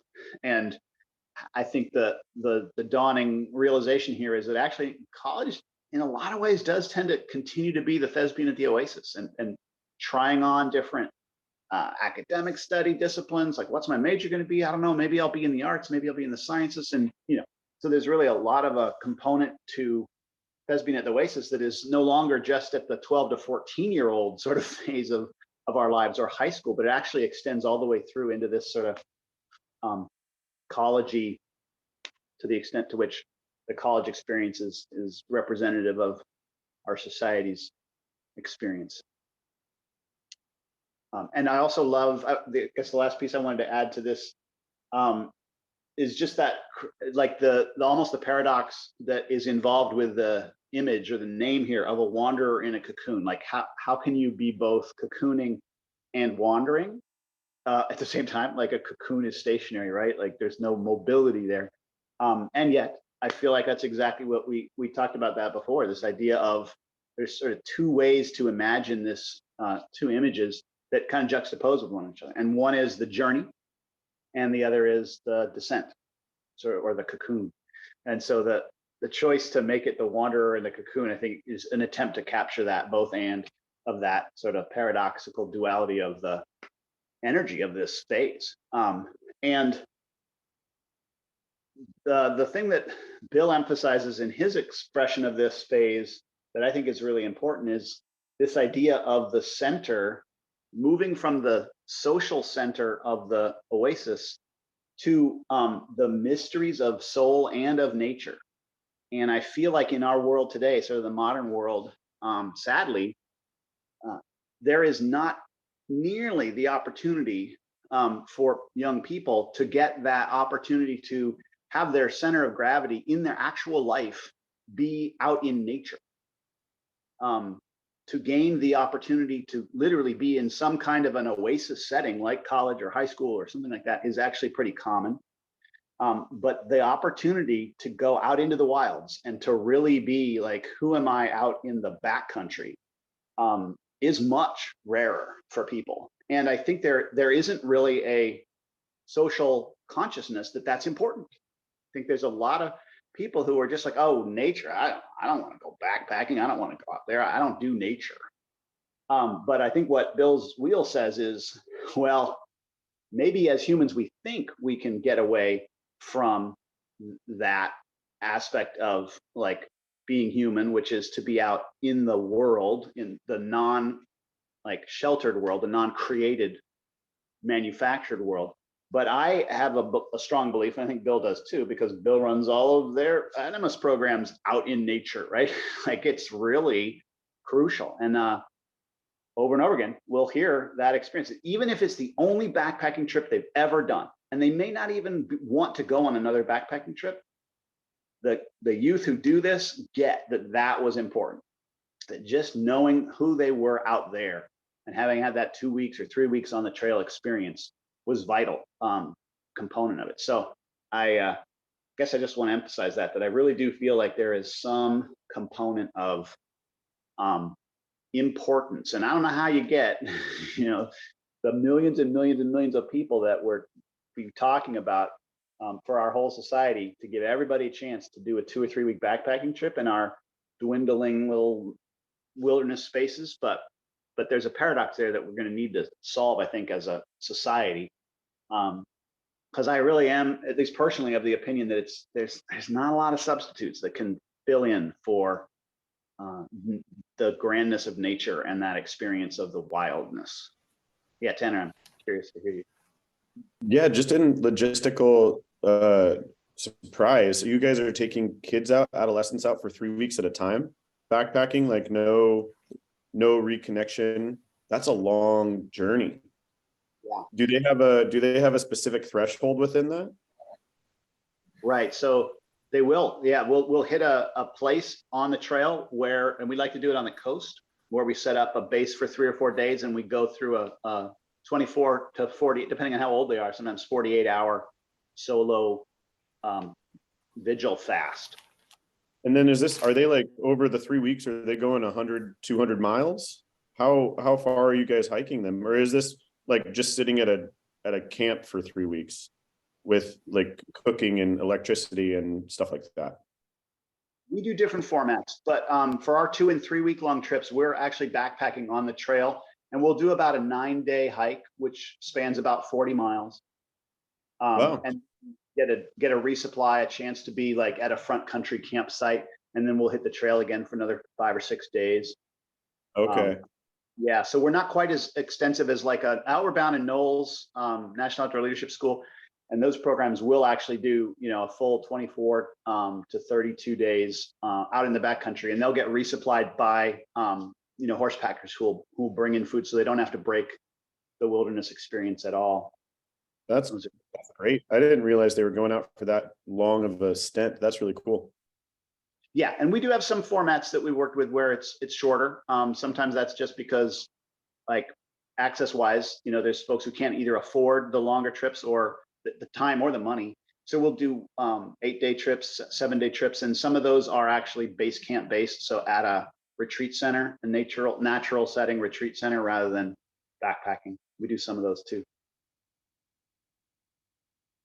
That's really cool. That's neat. It could be that expensive. Yeah. Mhm. Yeah, in some ways, I think for games, it's kind of aspect of it is something that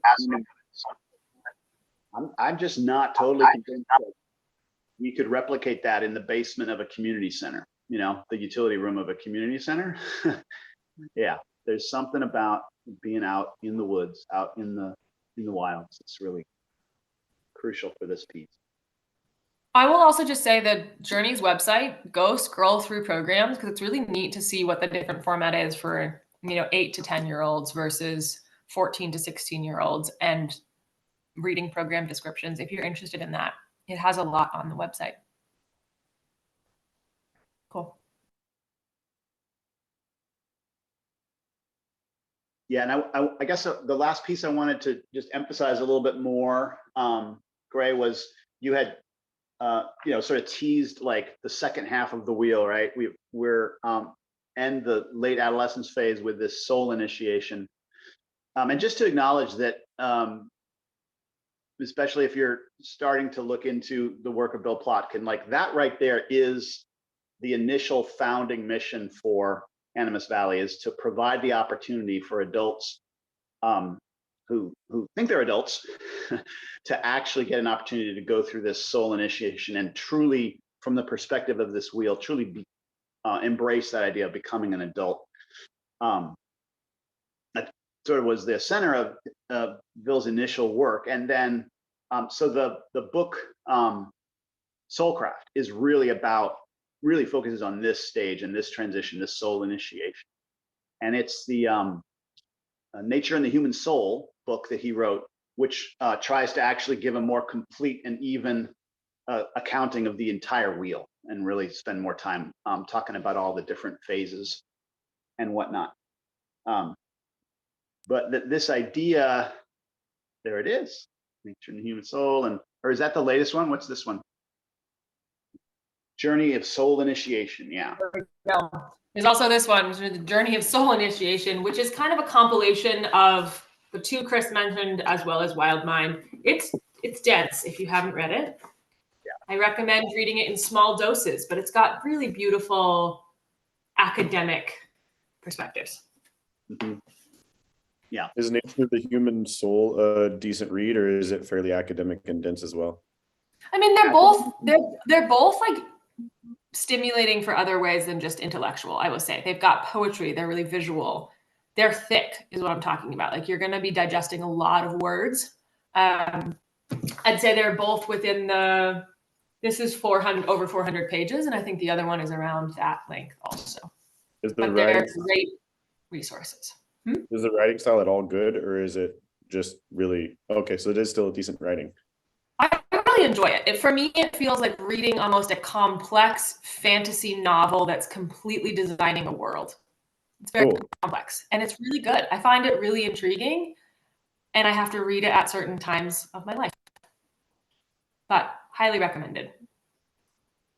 Yeah, it's not, you don't find it like, oh, this just sounds like a professor, playing around with their own verbiage at all.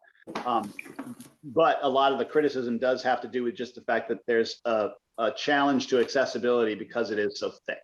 Like you really have to dedicate yourself to exploring it because it doesn't mess around with just a bunch of fluff. It's just constantly like, and the next idea and the next thing and the next thing. I find that if you start with Soulcraft, you have a general sense of his life story in a way that brings it all to life. So then when you approach the other, it makes more sense because you see where it originated from. Yeah, you get that like personal narrative piece.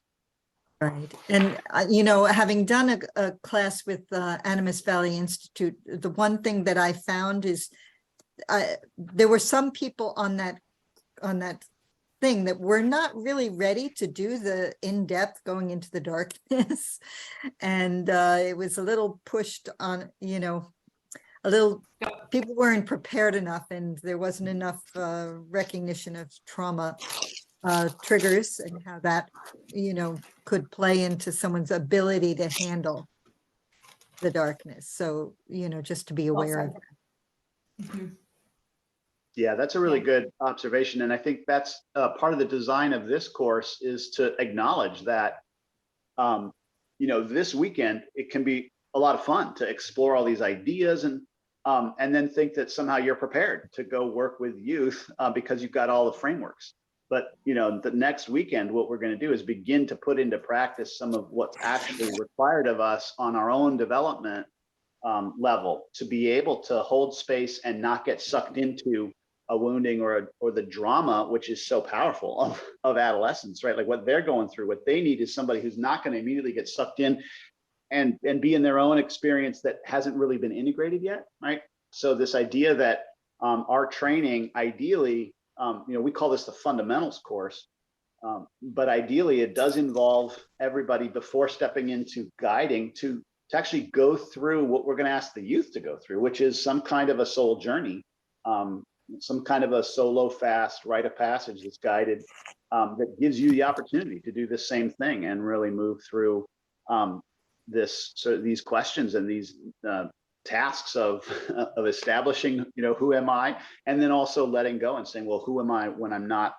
that sort of social being, and what's underneath the mask. So yeah, really helpful to have done a adult quest yourself prior to stepping into wanting to help conduct a full-on rite of passage experience like that for youth, for sure.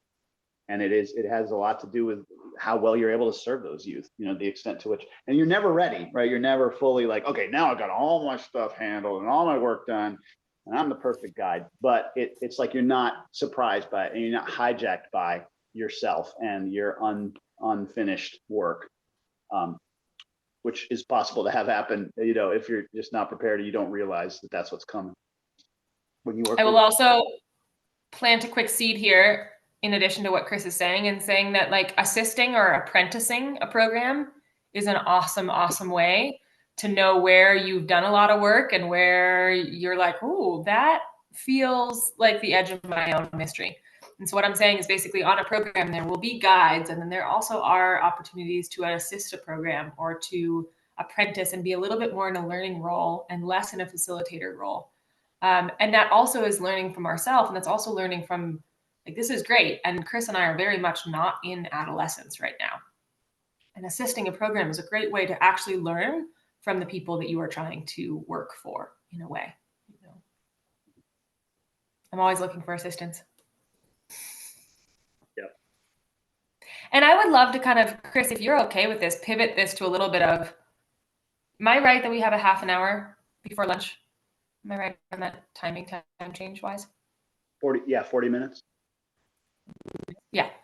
Just to a little bit of the conversation element and pivoting, kind of like, how do we digest this material and how do we call in our own experience?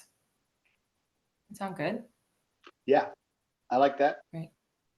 So before go we ahead. continue, I don't know how openly you want to have that conversation be really broad, but as far as the wheel, just want to point out that there is another half of the wheel that's really valuable and helpful as guides, sitting somewhere in that second half of the wheel, for us to be oriented by it and use that as a resource and whatnot can be super helpful. But we're not going to spend time in this course on the second half of the wheel. Though I'll give just a teaser, which is like one of the really interesting things about dividing the wheel in half like this, first half of life, second half of life, does tend to be the shift that Bill describes as life being primarily at the beginning, first half, about who am I, myself, really sort of self-focused, dissolving into actually life's about everybody else. Like I am in service to the community. I am now aware of what my gifts are, and I'm expressing them in the world, but not for my own personal benefit so much as in service to my community. So there's this shift in focus that needs to be there. Adolescents need to be self-absorbed. You know, they need to be like focused on themselves, right? But then there's a point where we realize like it's totally inappropriate for people to continue to be self-absorbed and have it be about them. It's about being yourself for the community, right? So that's sort of the first half life, second half life thing that Bill's talking about is the primary life shift orientation from social positioning to soul embodiment, right? Where you're embodying your soul, but it's not for your own personal benefit in the social situation and, you know, climbing the ladder or whatever. It's really about being who you are in the world. And that, because we're social mammals, you know, having a essential element of being in service to your community. So not to hijack the conversation, just wanted to sort of wrap with the wheel with that. No, I think that is also going in the direction. And really, let's take this time to have a conversation. And I think the first thing that comes up on my mind, like I'd like to keep this an open conversation and people just popcorn as it feels relevant. Chris, you and I can be included in sharing too. We don't just have to hide behind our guide masks, which is really nice. We can walk the talk of what it is to do this work and to also be in relationship with the adolescent self and story that's still in me. But how does this information change or inform or give a new filter or a new perspective on your own understanding of your own adolescent experience? You know, in hearing this and learning this, is there a different perspective that you're seeing on your own, you know, late childhood to late adolescence? Have there been any ahas or like, I did not have this map. Like I was off the map in my adolescence. This was not present, or this really was present, or one stage was present. Just curious. And that's just like a starting question. The conversation might journey from there. I can kind of try and take a stab in regard to some of my thoughts on this. Like I can resonate a little bit with the innocent in the nest if we're going back to really early childhood, like maybe before 4 years old or 5 years old, something like that. That resonates a little bit. Bumping over to the explorer in the garden, I don't feel like I necessarily was allotted that. It being something that they're naming as a stage, it's like that seemed like I was more directed than an explorer. Which is kind of an interesting thing to think over. The thespian at the Oasis, once again, I think that ability to really express myself and to be theatrical and try and find myself through wonder, I think that was a little bit restrained in childhood, so I don't think that I experienced that much. And then the wander in the cocoon, I sat there for a long time, I believe.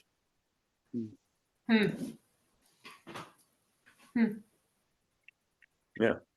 Cool. Thank you.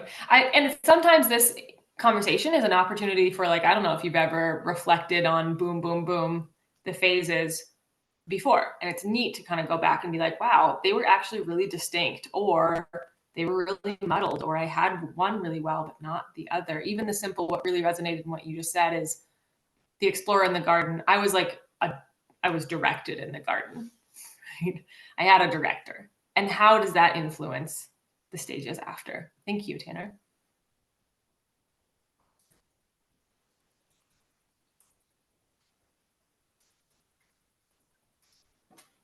Yeah, I definitely had a lot of opportunity for exploring in the garden, and that was a major. Being in nature was a big part of my identity as a child, and going into adolescence, because I came from a very large family that had its own kind of way of being. My shift was moving beyond the family to a spiritual community. And that's what brought me understanding. But what's really interesting is I'm seeing this is that I married at 16 and had my first child at 18, 3 children by 21. My husband left at 22.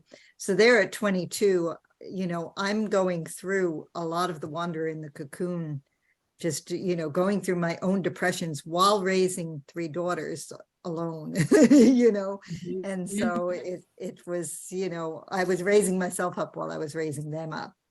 And so it was, although I had plenty of responsibility and I was a responsible adult, I had this inner world that was still very, you know, developing and not ways in which I couldn't be as present to my kids as I would have wanted to be, because I had so much of my own stuff I was dealing with. Great example of how, you know, this is not a one-shot deal around the wheel, right? Like you are in this wheel in 10 different ways, 20 different ways. So there you are being mom, you know, clearly over there in adult land, while at the same time feeling like, man, I am still definitely an adolescent going through some of my like figuring it out phase. So that's definitely a big part of how this wheel can be helpful, is to realize that, you know, what track of our life are we talking about when I'm trying to sort of figure out what part of the wheel I'm on. And what a gift that, you know, hopefully there's at least one track where we've been able to move fairly far along the wheel. And it might be the case that experience can help us in some of the other tracks where we feel stuck. You know, that we know what it feels like. We have some sense of that.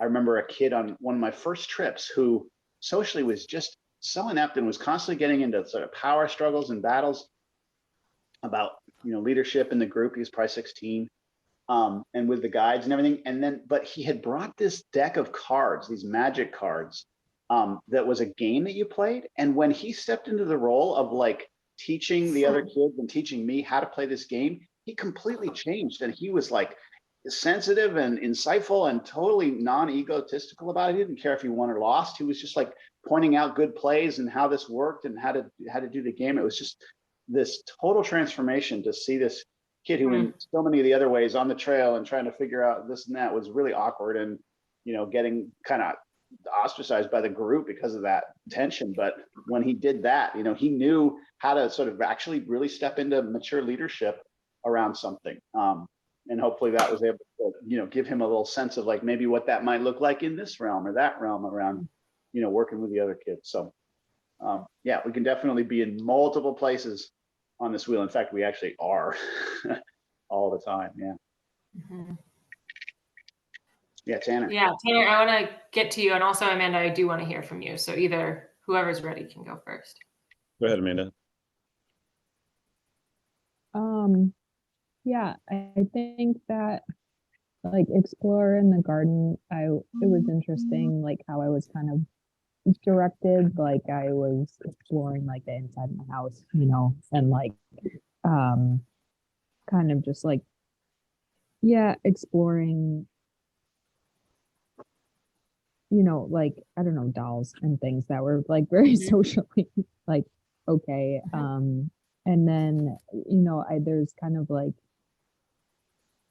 there wasn't as much, like nature wasn't a terror. Like I remember swimming and being like in wonder at the beach. I grew up in Michigan, on Lake Michigan. So there was like a lot of that wonder exploring the lake and things like that. But yeah, I wasn't able to like really wander in certain ways. Like I was always like kind of helicopter-y, not kind of, I just was. And so there were certain ways in which it was really directed.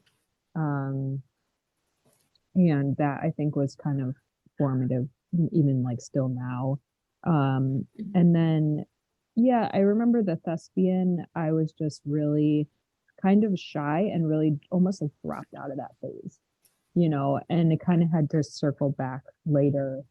And because it was just like, I had a certain peer group that I finally felt okay with, but like, sex I like dissociated from. I was like, "Oh, why are you all going through that?" Just because of like certain upbringings that were very like, I remember sex ed was like, my teacher was like, "Oh, I think you should be abstinent."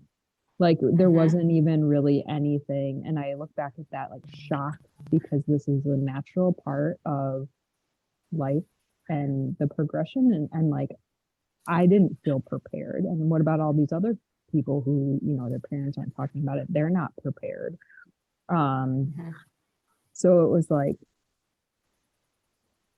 yeah. And then the kind of wander in the cocoon, like leaving the home, there was a lot of darkness in that stage.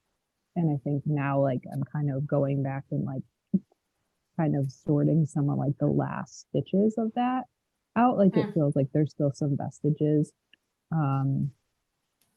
Just honestly, possibly because I wasn't able to really fully explore some of those like stages like 2 and 3.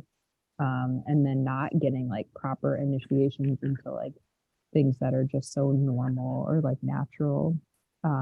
Because there was, even if you weren't Christian, it was like very kind of Christian around me. And like cut off from being a human, and being like a responsible, caring human. Like people would default to like maybe dogma or like how their parents raised them. So yeah. Yeah, thank you. And so much of what you've said so far is, this isn't a map in isolation. Right? This is a map that is also so influenced by our surroundings in each aspect, and how different the lived experience is when it's not just a single life that's being looked at, but a life in relationship to your peers, in relationship to, like, I also remember in adolescence, the intense impact that one sex ed teacher could have on your whole understanding of what it is to be a teenager, right? We are so able to be influenced by the people around us.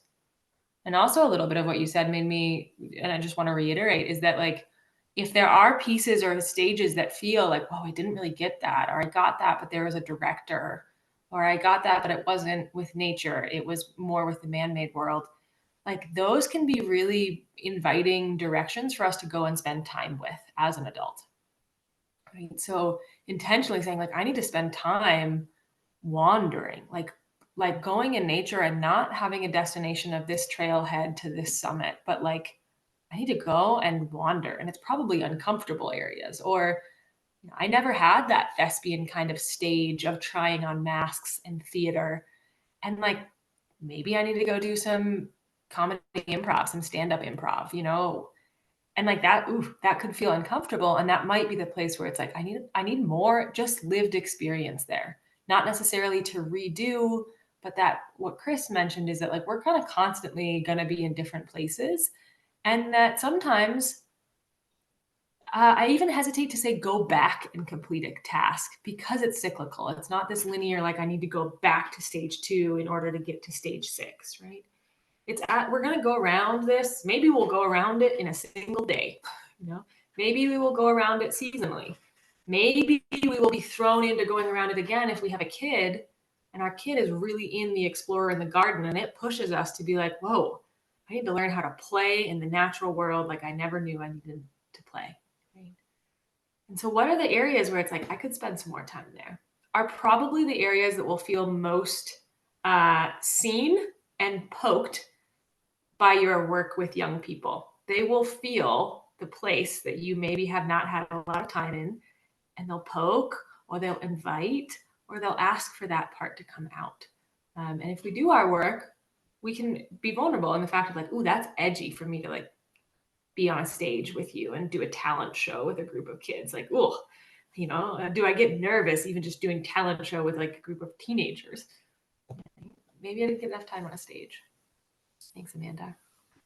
Tanner, did we steamroll your question or comment, or do you still have it? No, I wouldn't say no. I do have it still, and it was not steamrolled.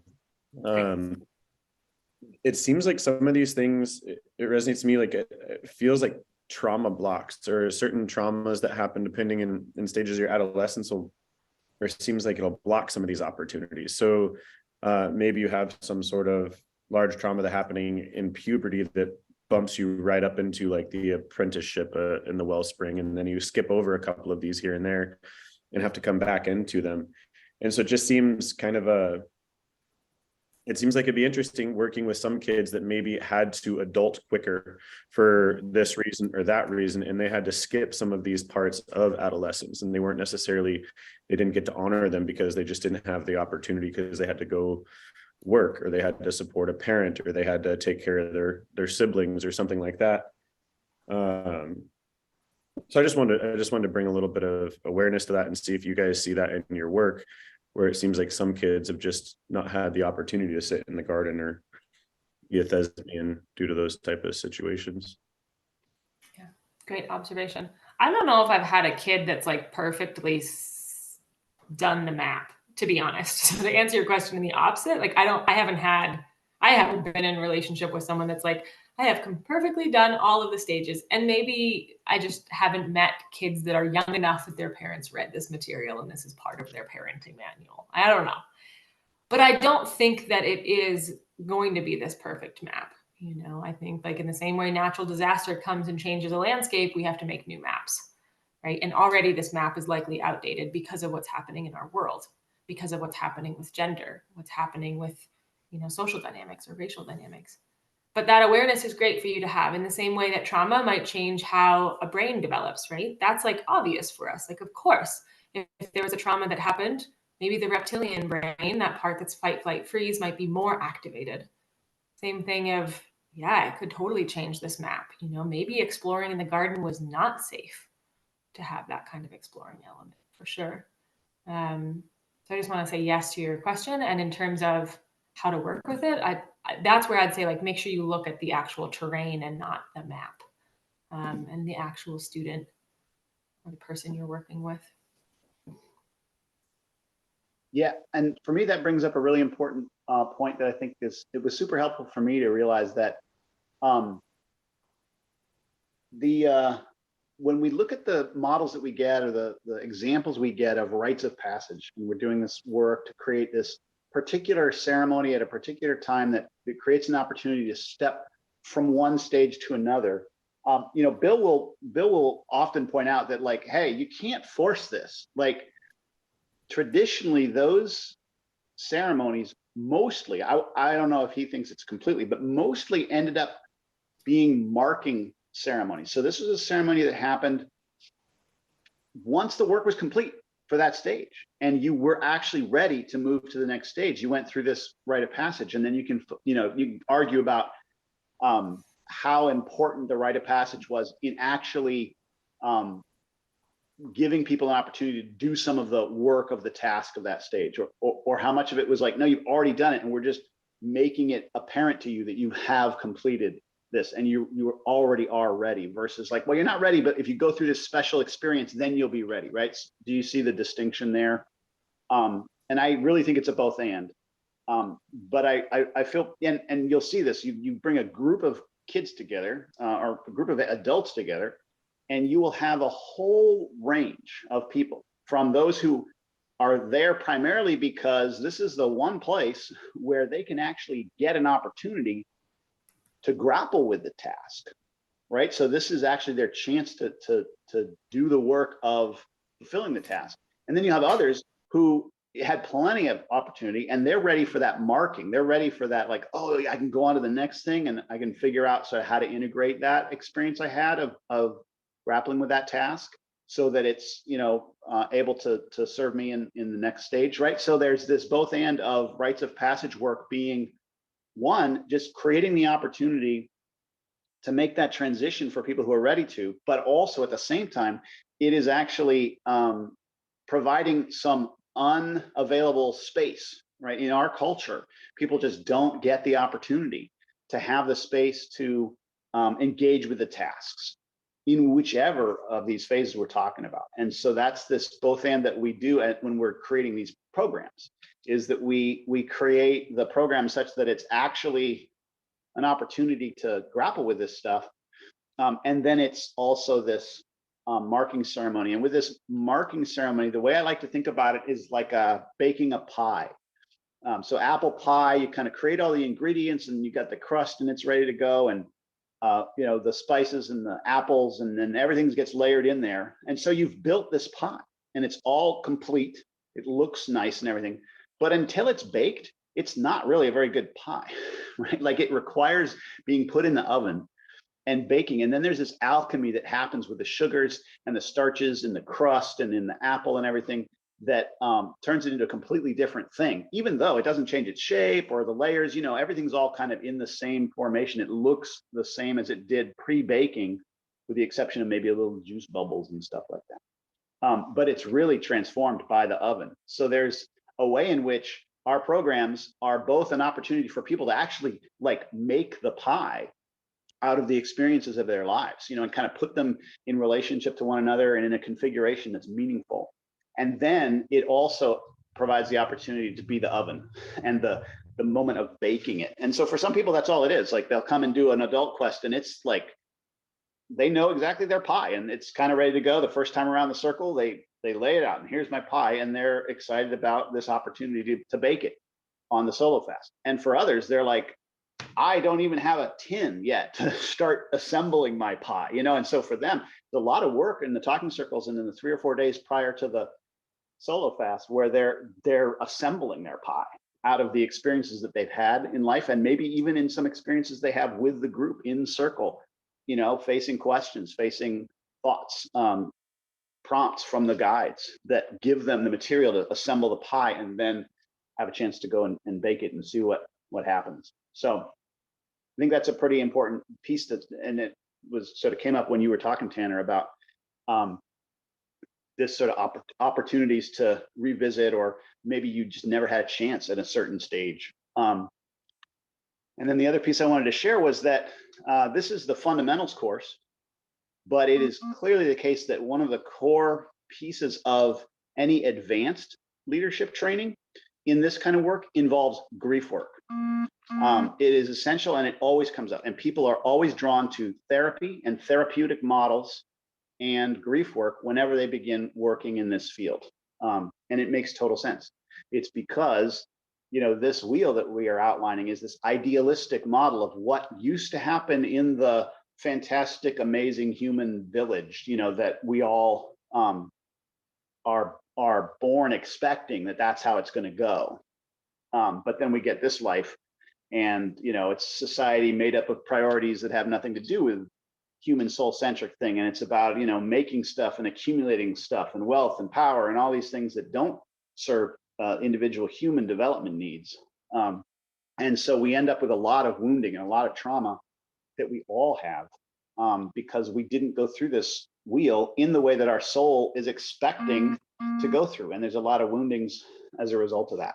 So we're also always working with that and being exposed to that, even if it's simply just the grief and the disappointment of like, oh, I didn't get a chance, much less all of the actual, like, I got smashed, I got harmed because, this culture actually doesn't want us to go through some of these phases or accomplish some of these tasks in a soul-centric way, right? They want us to engage with these tasks in a very social-centric way, right? Or industrial-centric way, or a financial-centric way, or whatever it is that we found our sort of situation to be. So, yeah, just a note that, like, I'm sorry, but that's what you're in for. You're going to be faced with this level of grief if you're going to engage with this work.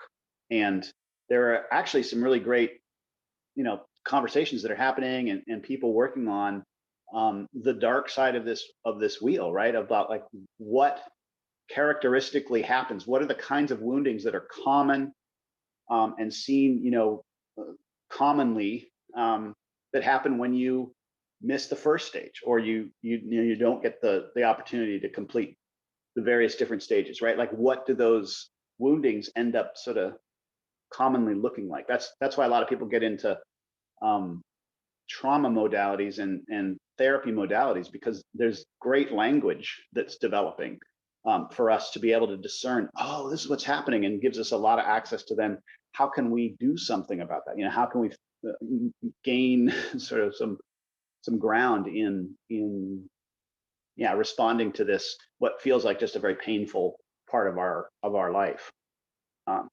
And then we have to remind people who get all excited about that, that like, hey, we're not therapists and we're not trying to create a therapeutic setting for our kids.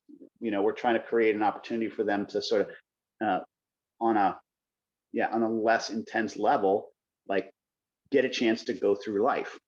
And so we're not trying to invite trauma and woundings that, you know, a therapist might be able to handle in a therapeutic setting where the resources are available for those kids. Like, so there's a conversation that we'll probably have a little bit more of later around that scope of practice and like, how do we really work with these things as they come up, including these more difficult, painful pieces in a way that's sort of appropriate to the level of which, you know, we're working with, and trusting that if we're conscious of that, when we create the opportunity and we're aware of sort of those boundaries, that youth will engage with those at an appropriate level, right? For the most part, they'll kind of understand at what level it's workable to engage in their life and in their traumas and whatnot. So I know we're going to wind in the direction of taking our lunch break, and just wanted to give you a little preview. This afternoon, we're going straight into what is the role of a guide? What is the role of the mentor?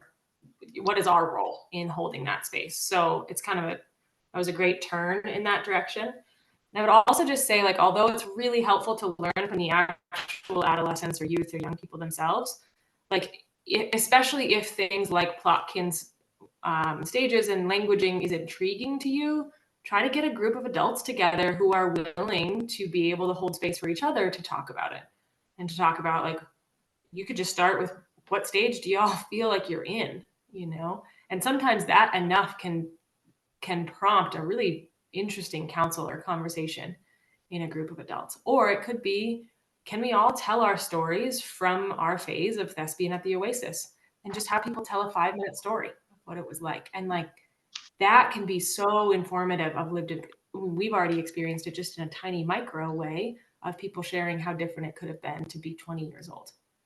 You know, having people share stories that way. And that's a different way of working with, you know, maybe you're the facilitator of the conversation, but there's a different level of, you know, adult brain, prefrontal cortex online to say, oh, I can speak about this from hindsight. Or for some people, like, I can't speak about that from hindsight. It's still really activated in me. Highly recommend. It sparks an incredible conversation no matter what, to bring kind of any of these stages, you know, up, or to be with a group of younger people and to have them look forward into stages and say, you know, let's talk about the stage that describes elderhood. You know, where is that present in your life? Is that present in someone else, in a grandmother or in an auntie? Is that present in you? Is that something that you are considering right now? Take this wheel, play with it. Good. Any other like questions, comments, insights, anything from this morning's chunk before we really start to pivot?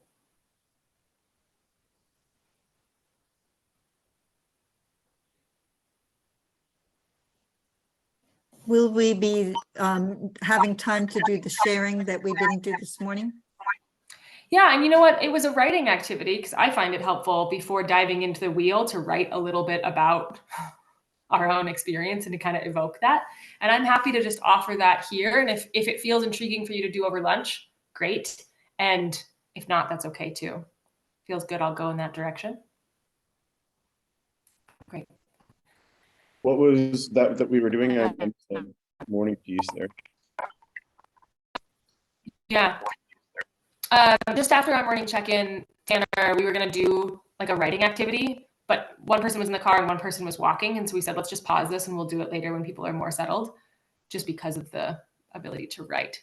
But very simply, it's a writing activity where you write from your current adult self, and where you also get to step in and try to write from your adolescent self and have that kind of parallel dialogue for the same question. So basically, I will have a list of questions. I'll put it in the chat. I'll put it in the class document.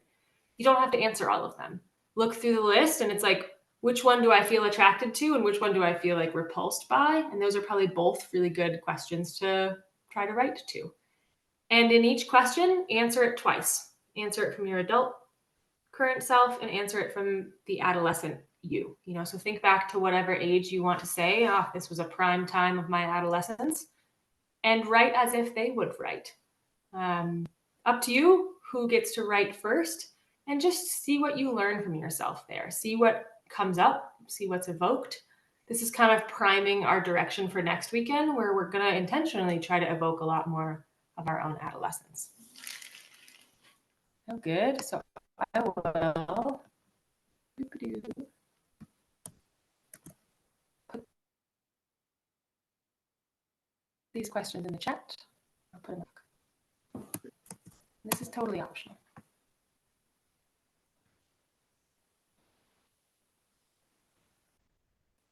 Cool. So the schedule I'll put for them today, right above. Go ahead, Chris.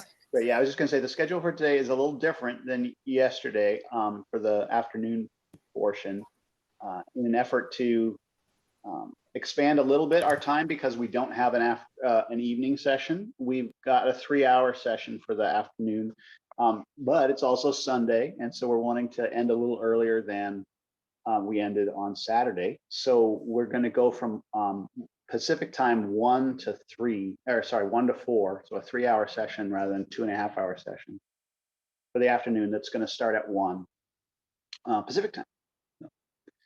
Adjust accordingly. But we're going to take a slightly shorter lunch. I think it's just a 90-minute lunch here rather than the longer break that we had yesterday.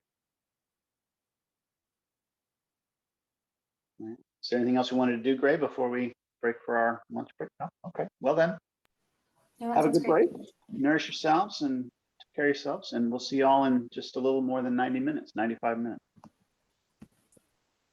All right. Take care.